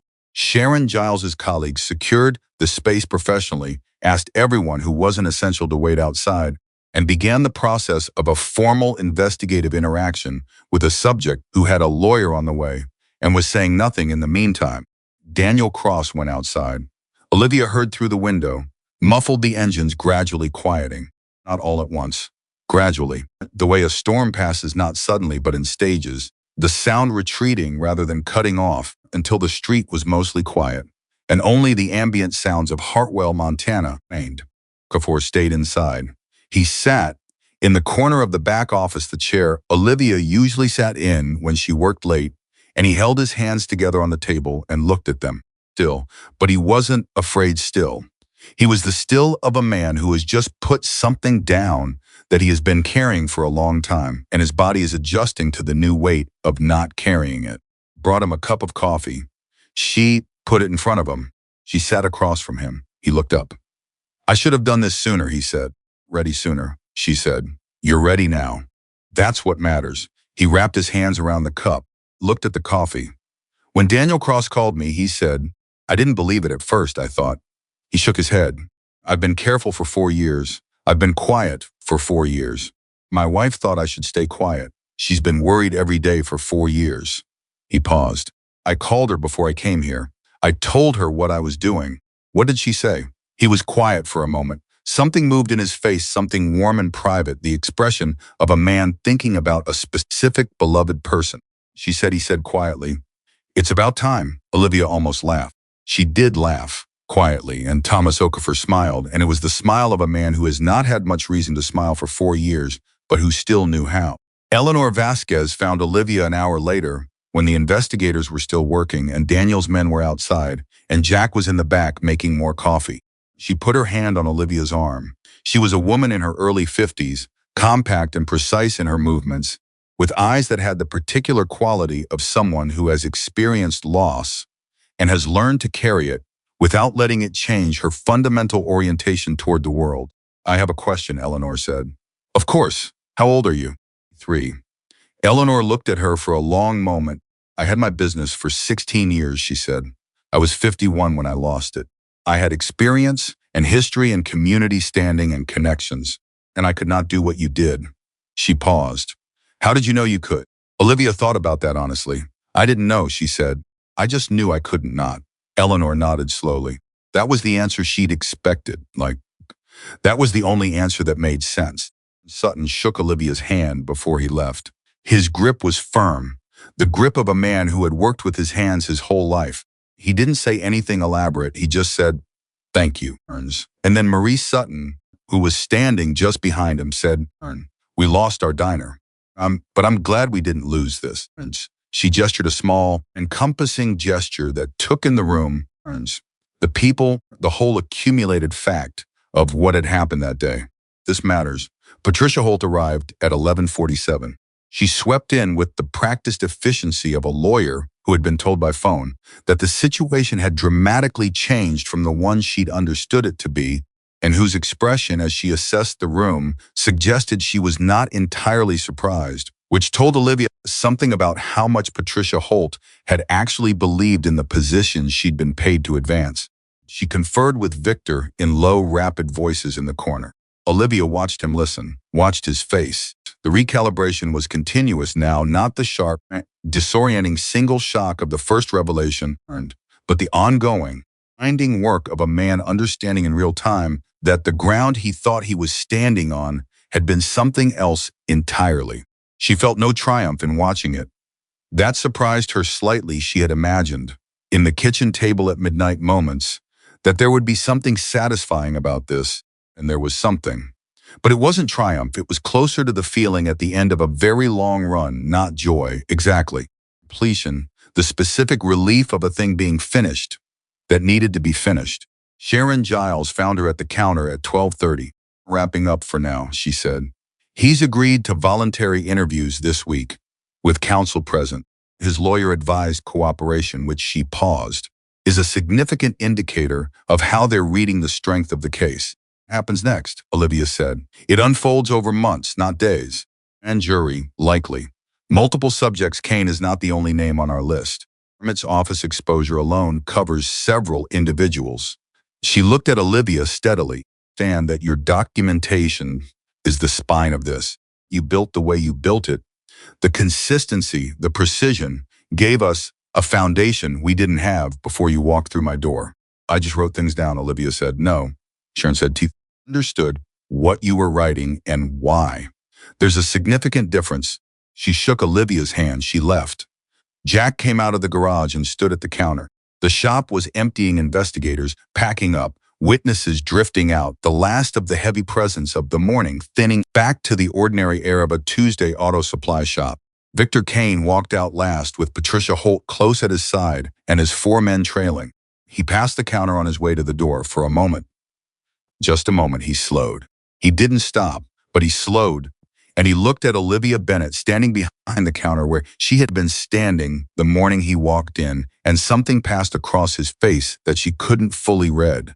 It wasn't remorse, it wasn't apology. It was something less clean than either of those things, the look of a man who has been genuinely and completely wrong about something, and is in the early, disorienting stages of understanding the scale of that wrongness. He kept walking. The bell above the door jingled. The door swung shut. The shop was quiet. Gerald Tate came in at 2:15 to pick up his water pump. He looked around at the slightly rearranged furniture and the coffee cups that hadn't been put away yet, and something in the quality of the air that rooms have after significant things have happened in them. "Wednesday morning," he said. "Somewhat," Olivia said. She processed his payment. She helped him carry the pump to his truck because he had a bad shoulder. She came back inside and put the coffee cups in the sink. She straightened the chairs. Jack was standing at the counter when she came back. "Daniel wants to take us to dinner," he said. "The whole group, Eleanor, the Suttons." He says he paused. "He says people who've been through something together should eat together." "It's a good rule," Olivia said. "He's full of good rules." Jack was quiet for a moment. He looked at the counter. He looked at the notebook, still sitting on it, 91 pages of everything that had led to this day. "Yeah, I need to tell you something." She looked at him. I spent 2 years watching you work, he said, watching you learn every customer's name and answer the phone on the second ring and stay late when you didn't have to and treat every person who walked through that door like they mattered. I thought he stopped, started again. I thought I was doing you a favor, giving you a job, giving you responsibility, like I was doing something for you. He picked up the notebook, held it. I understand now, he said, that it was the other way around. The whole time. She looked at him. She didn't have a clean response for that. What she felt was too large and too layered to be organized into words on short notice. Gratitude and something older than gratitude, the feeling of being seen completely by a person whose seeing mattered to you. She said finally, let's go to dinner. He put the notebook back under the counter. He turned off the light in the back office. He locked the door. And they walked out of Reynolds Auto Supply, together, the old mechanic with the damaged leg and the 23-year-old clerk who had refused to say yes to something wrong into the afternoon.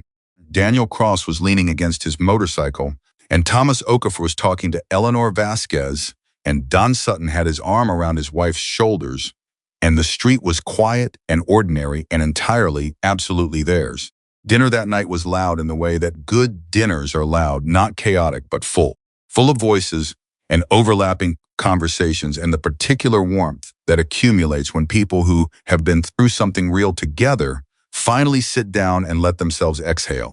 Daniel Cross had chosen a place called Morrow's, a family restaurant 3 blocks from the shop that had been in Hartwell for 30 years and had the kind of food that didn't try to be anything other than what it was.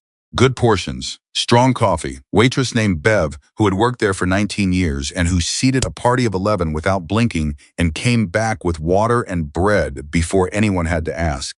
Olivia sat between Thomas Okafor and Eleanor Vasquez.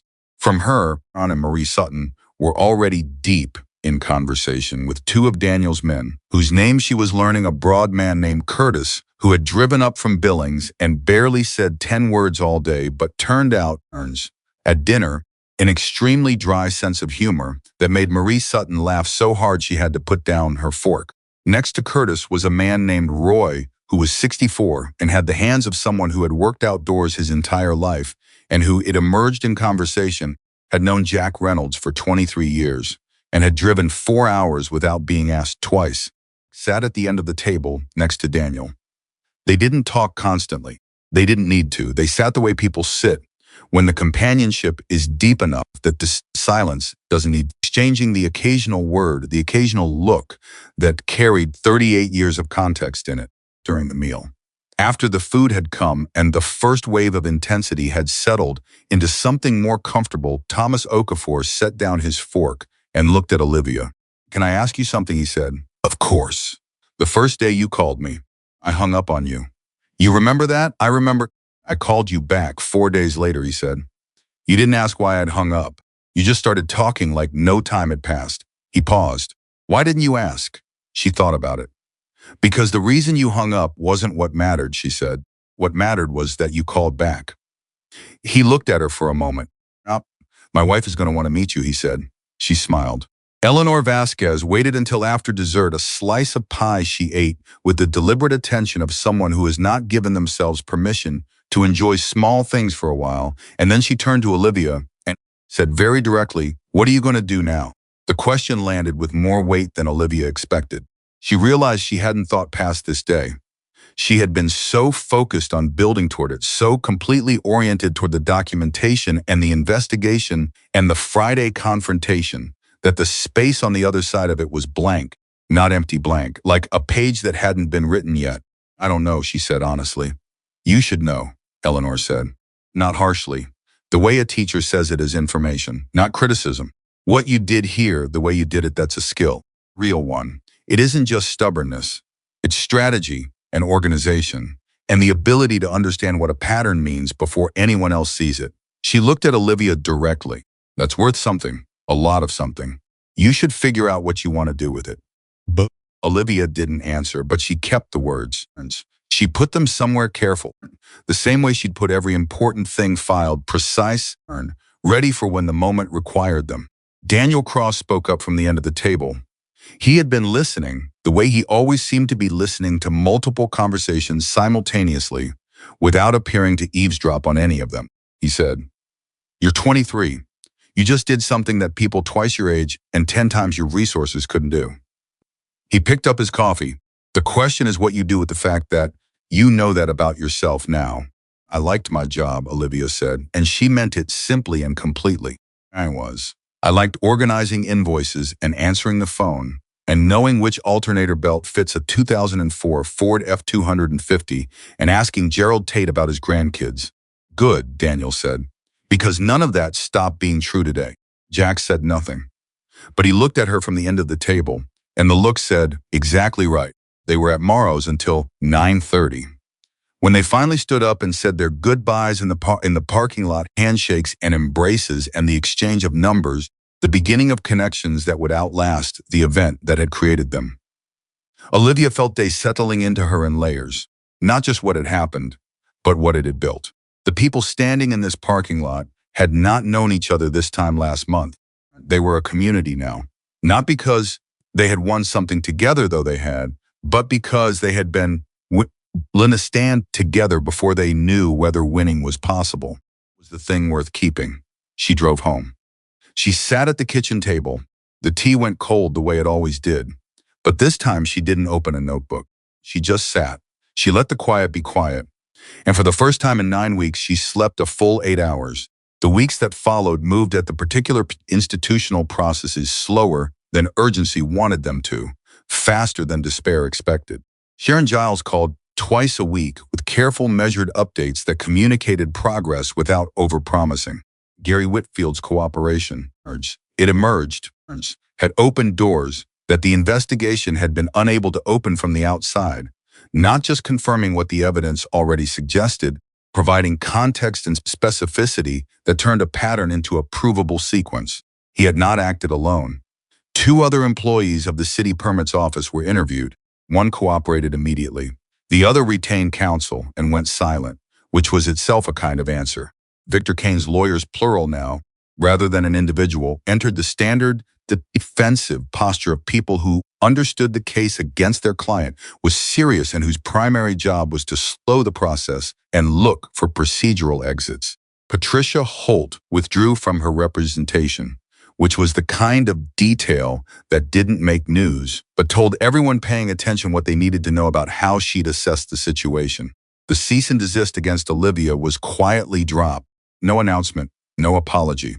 The lawyer who had served it simply filed a withdrawal, and Olivia received a letter from Robert Ferris telling her it was done, and she read it at the counter on a Tuesday morning between a customer call and an invoice review and felt the particular satisfactions of something being officially finished. Calloway ran a second piece in the Community Register 3 weeks after the Friday confrontation. This one was longer and had more voices in it. Thomas Okafor spoke on record, which he had never done before, and his account of his own business's collapse under the same pressure campaign was specific and detailed and written in the plain, honest language of a man who has decided that the cost of silence is higher than the cost of speaking. Eleanor Vasquez spoke. 2 of the other former business owners spoke. The piece was picked up by a Billings paper and then by a regional wire service and ran in 6 other outlets across Montana. Victor Kane's name was in all of them. Ruth called Olivia after the pickup ran. "How does it feel?" she said. "Strange," Olivia said. "Like something that was invisible is now visible. And you can't make it invisible again." "No," Ruth said. "You can't." A pause. "That's what journalism is supposed to do. And that's what your documentation did before the journalism. You made it visible first." Olivia thought about that. She said, "Can I ask you something?" "Always. Did you know when I first called you, when I brought in the notebooks, did you know it was real? Or did you have to be convinced?" It was quiet for a moment. "The first page," she said. "The date, the time, the description of the 3 men by physical appearance, because you didn't have their names.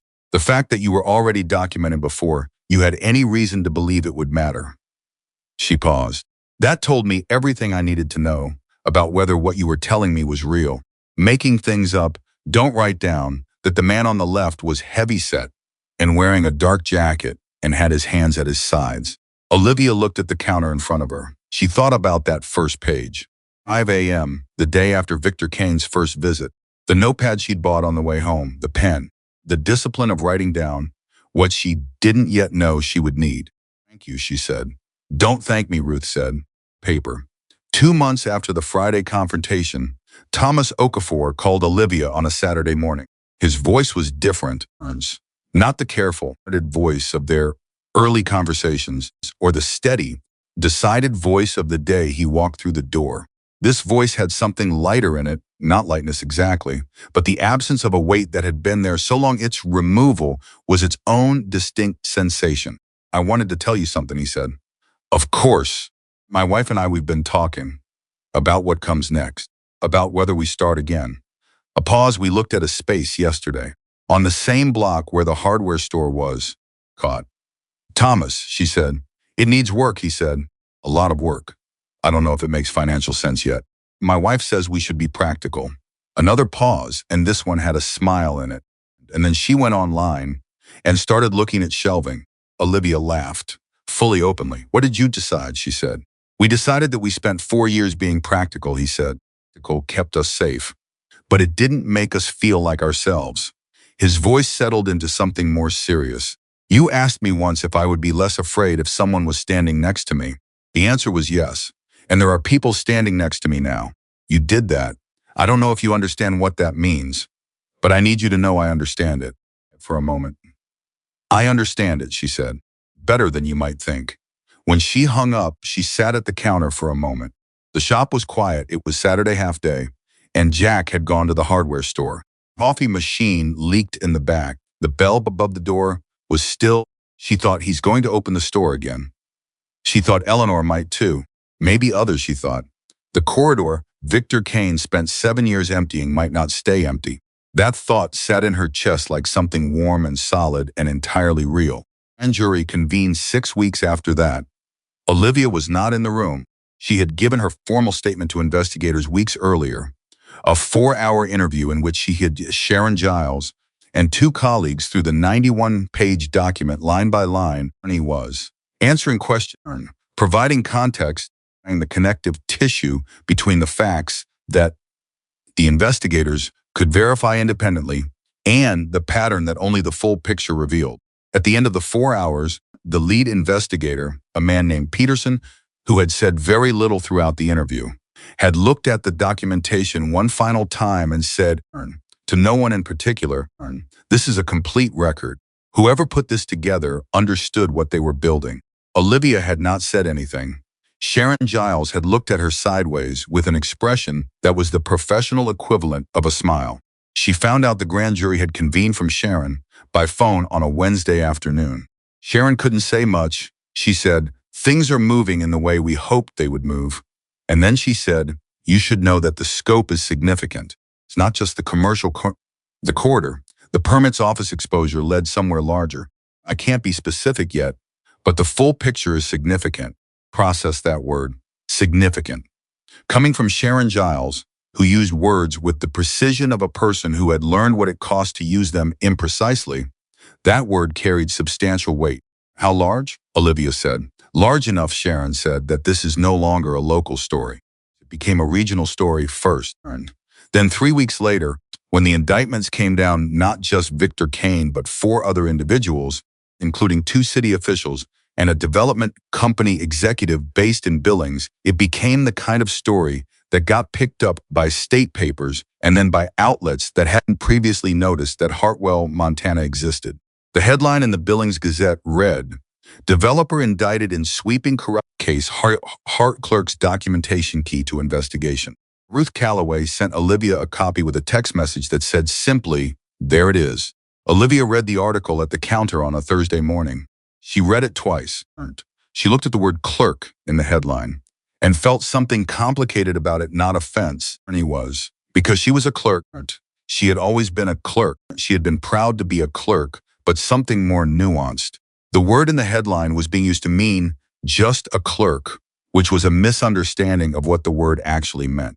A clerk, person who organized information, who maintained records, who made sure the things that needed to be preserved were preserved, and the things that needed to be found could be found. A clerk was exactly what this situation had required. Word wasn't the insult the headline intended it to be. It was the answer. She set the paper down. She answered a customer call. She helped a woman named Patricia, not Kane's lawyer, a different Patricia, a 60-year-old woman who drove a Subaru and needed wiper blades, find the right fit for her model year, and showed her how to replace them herself. Patricia said she'd always wanted to know how to do, and nobody had ever taken the time to show her. It's easy, Olivia said. Once you know how the clip works. Everything's easy once you know how, Patricia said. That's exactly right, Olivia said. Patricia left. The bell jingled. Jack came in from the garage around 10. He had seen the article. Roy had sent him a link, and Daniel Cross had called before 7 in the morning and said, according to Jack, approximately 4 words, told you. I breakfast. Jack had laughed, which was not something Olivia heard often, and which she therefore noticed and filed away as something worth preserving. He stood at the counter and looked at her. How do you feel? He said. She thought about it for a real moment, not the reflexive fine that filled space. Actual assessment. Like something is finished, she said, and something else is starting. And I'm not sure yet what the something else is, but I'm not afraid of it. He nodded slowly. That's a good place to be, he said. Eleanor told me at dinner that I should figure out what I want to do with what I know about myself now, she said. She's right, I've been thinking about it. Jack said nothing. He was listening with the full attention he always gave to things that mattered. I don't want to leave the shop, she said. I want to be clear about that. This place matters to me. The customers matter to me. Tate's F250 matters to me. She paused. But I've been thinking about there are other businesses, other small businesses in Hartwell and in the county and all over Montana that are in situations like this one was. Someone with resources is applying pressure, and the business owner doesn't know what to document or how to document it or who to take it to. She stopped. She looked at the counter. I think I could help with that, she said. The words hung in the air for a moment. Jack Reynolds looked at his counter. He looked at the coffee machine that always leaked. He looked at the sign that his daughter had made, still hanging on the wall after 3 years, Hartwell's shop, Hartwell's people. He looked at Olivia. You know what I told Daniel about you? He said. You said I had more courage than anyone you'd met in 30 years. I said that, he said. But I also said something else. He paused. I said you understood what mattered. Not in a general way specifically. In any situation, you could identify the thing that actually mattered and orient everything toward it. He picked up his coffee cup. Most people never learn how to do that. It can't be taught. So you either see it or you don't. She looked at him. You see it, he said simply. She held that for a moment. Then she said, I'd need to learn things, legal things, advocacy things, how investigations work, how to connect people to the right resources. Giles gave you her card, Jack said. She did. And Ruth Calloway has been in this town for 34 years and knows everyone in it. She has. And Daniel Cross, he paused. Daniel has been building networks his entire adult life. He knows how communities hold together and what they need to hold together. And he thinks very highly of you, which is not something he extends casually. She looked at the counter. She looked at the 91-page notebook sitting under it, document that had started as a single page on a notepad at 5A. The morning after a man in an expensive suit had walked in and tried to take something that didn't belong to him. With writing things down, she said. Most important things do, Jack said. She picked up the notebook. She held it for a moment. The weight of it was familiar. She'd carried it so many times over the past months that her hand knew the weight of it before it felt it. 91 pages of dates and names and descriptions and connections and recordings and property records and witness accounts. She set it back down. I want to talk to Sharon, she said, and Daniel. She paused. But I'm not going anywhere. My shop, too, Jack looked at her. Yes, he said. It is, he said it simply, directly, without ceremony or elaboration. And the simplicity of it was exactly right. Because the thing he was affirming didn't need to be dressed up. It was just true. 3 months later, Victor Kane entered a plea agreement. Were not made fully public, but what the reporting established was this: the development project was abandoned. The properties acquired through the pressure campaign were subject to legal review for potential restitution.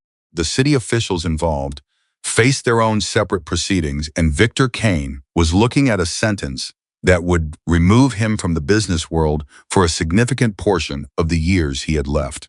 Patricia Holt, who had withdrawn from his representation months earlier, released a brief statement through her firm that said nothing specific about anything.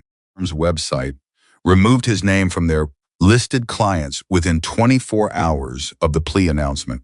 Olivia read the plea news on her phone at the counter on a Monday morning. She read it carefully. She noted the specific charges. She noted the terms. She noted because she noticed everything, the careful legal language around the restitution process, which suggested that the path back for some of the businesses that had been taken was not closed. She called Thomas Okafor immediately. He picked up on the first ring. "I saw it," he said. "The restitution language," she said. "I saw it," he said again.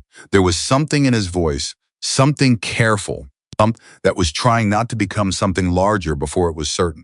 "Do you think it means what I think it means?" "I think it might," she said.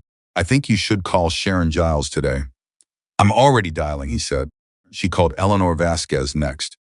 Same conversation, same careful hope, same instruction.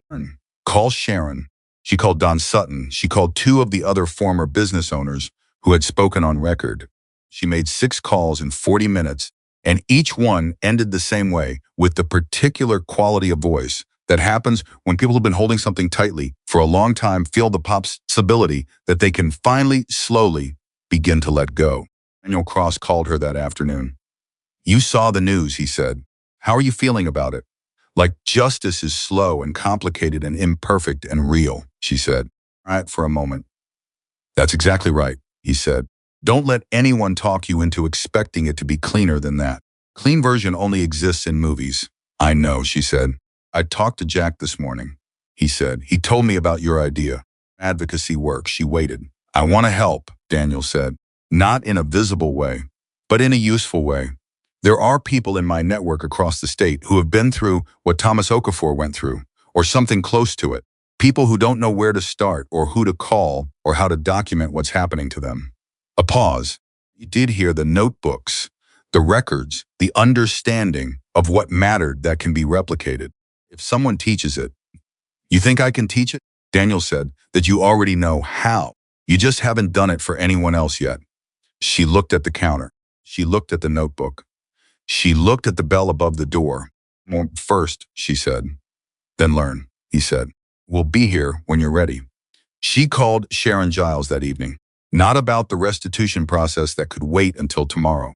She called to have a different conversation. She asked about the investigative process, about documentation becomes evidence, about what made the 91-page document work and what, in other cases, made similar documentation fail. Sharon listened. Then she asked 3 sharp questions that reframed Olivia's thinking about 2 things she'd assumed she understood and was apparently understanding imperfectly. That conversation lasted an hour and 40 minutes. When it ended, Olivia opened a new notebook. She wrote the date at the top. "What I know, what I need to know, what I need to find out." She wrote for 2 hours. 6 months after the confrontation at Reynolds Auto Supply, Thomas Okafor signed a lease on a commercial space. It was not the same space as his original hardware store. That building had changed hands, but it was on the same block, 4 doors down. And when he called Olivia to tell her, he said, "It's smaller, but it's a start." And the way he said it communicated that smaller and a start were not disappointments, but exactly correct, exactly the right size for the beginning of something real. Eleanor Vasquez started making inquiries. She was being methodical about it, in the way that a woman who had built something for 16 years and lost it, and was now rebuilding, understood exactly what methodical cost and why it was worth it. She called Olivia once a week, not always with news, but with questions. Questions about the legal landscape, about the restitution process, about resources and contacts. Olivia answered what she knew. She found out what she didn't know and called back. She connected Eleanor to Ruth Calloway, who connected her to a small business advocacy organization in Billings that Eleanor hadn't known existed. The connections accumulated. Olivia kept going to work at 5A. She unlocked the door. She organized the invoices. She answered the phone on the second ring. She knew every customer's name. She asked Gerald Tate about his grandkids. He had a new one in November. A girl named Clara, and he pulled out his phone to show her a picture every single time he came in without variation or apparent self-consciousness about the repetition, which Olivia found purely wonderful.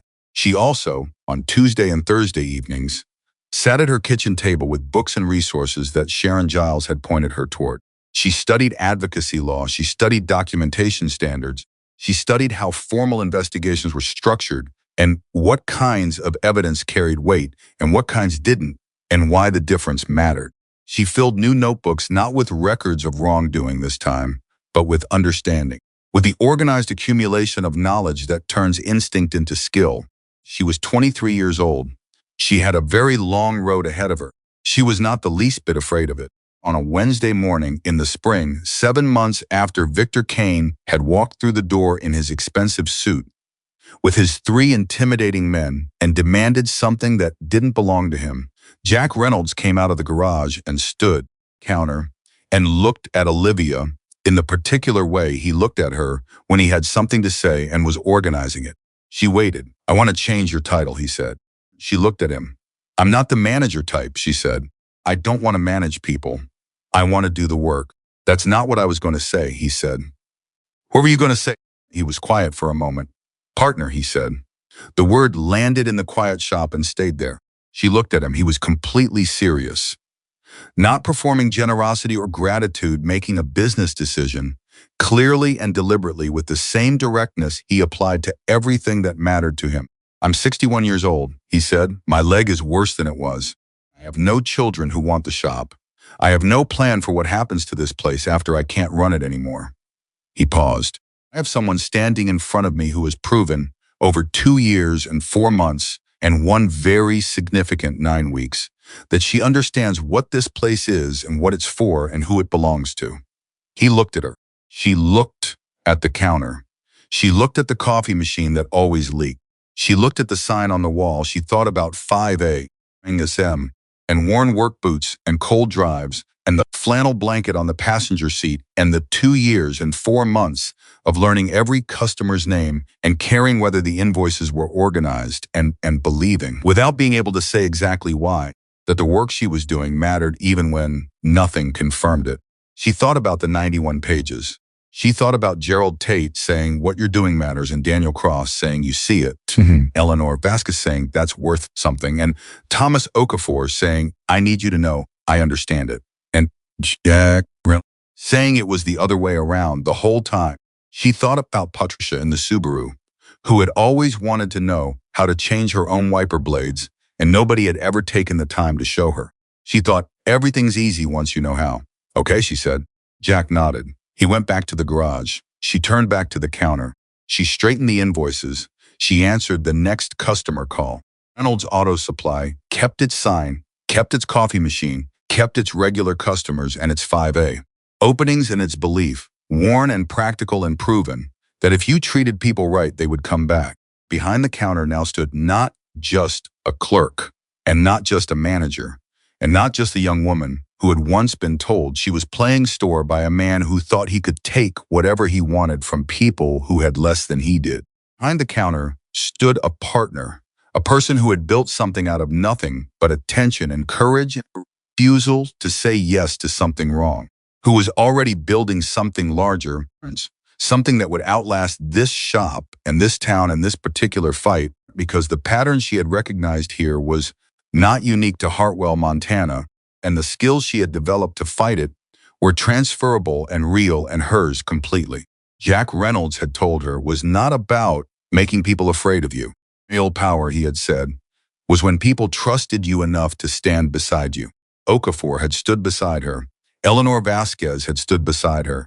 And Marie Sutton and Ruth Calloway and Sharon Giles and Daniel Cross and Jack himself, they'd all stood beside her, and the standing had mattered. But the standing had only been possible because one 23-year-old woman, before any of them arrived, had stood alone, had looked a powerful man in the eye, had said 7 words without flinching.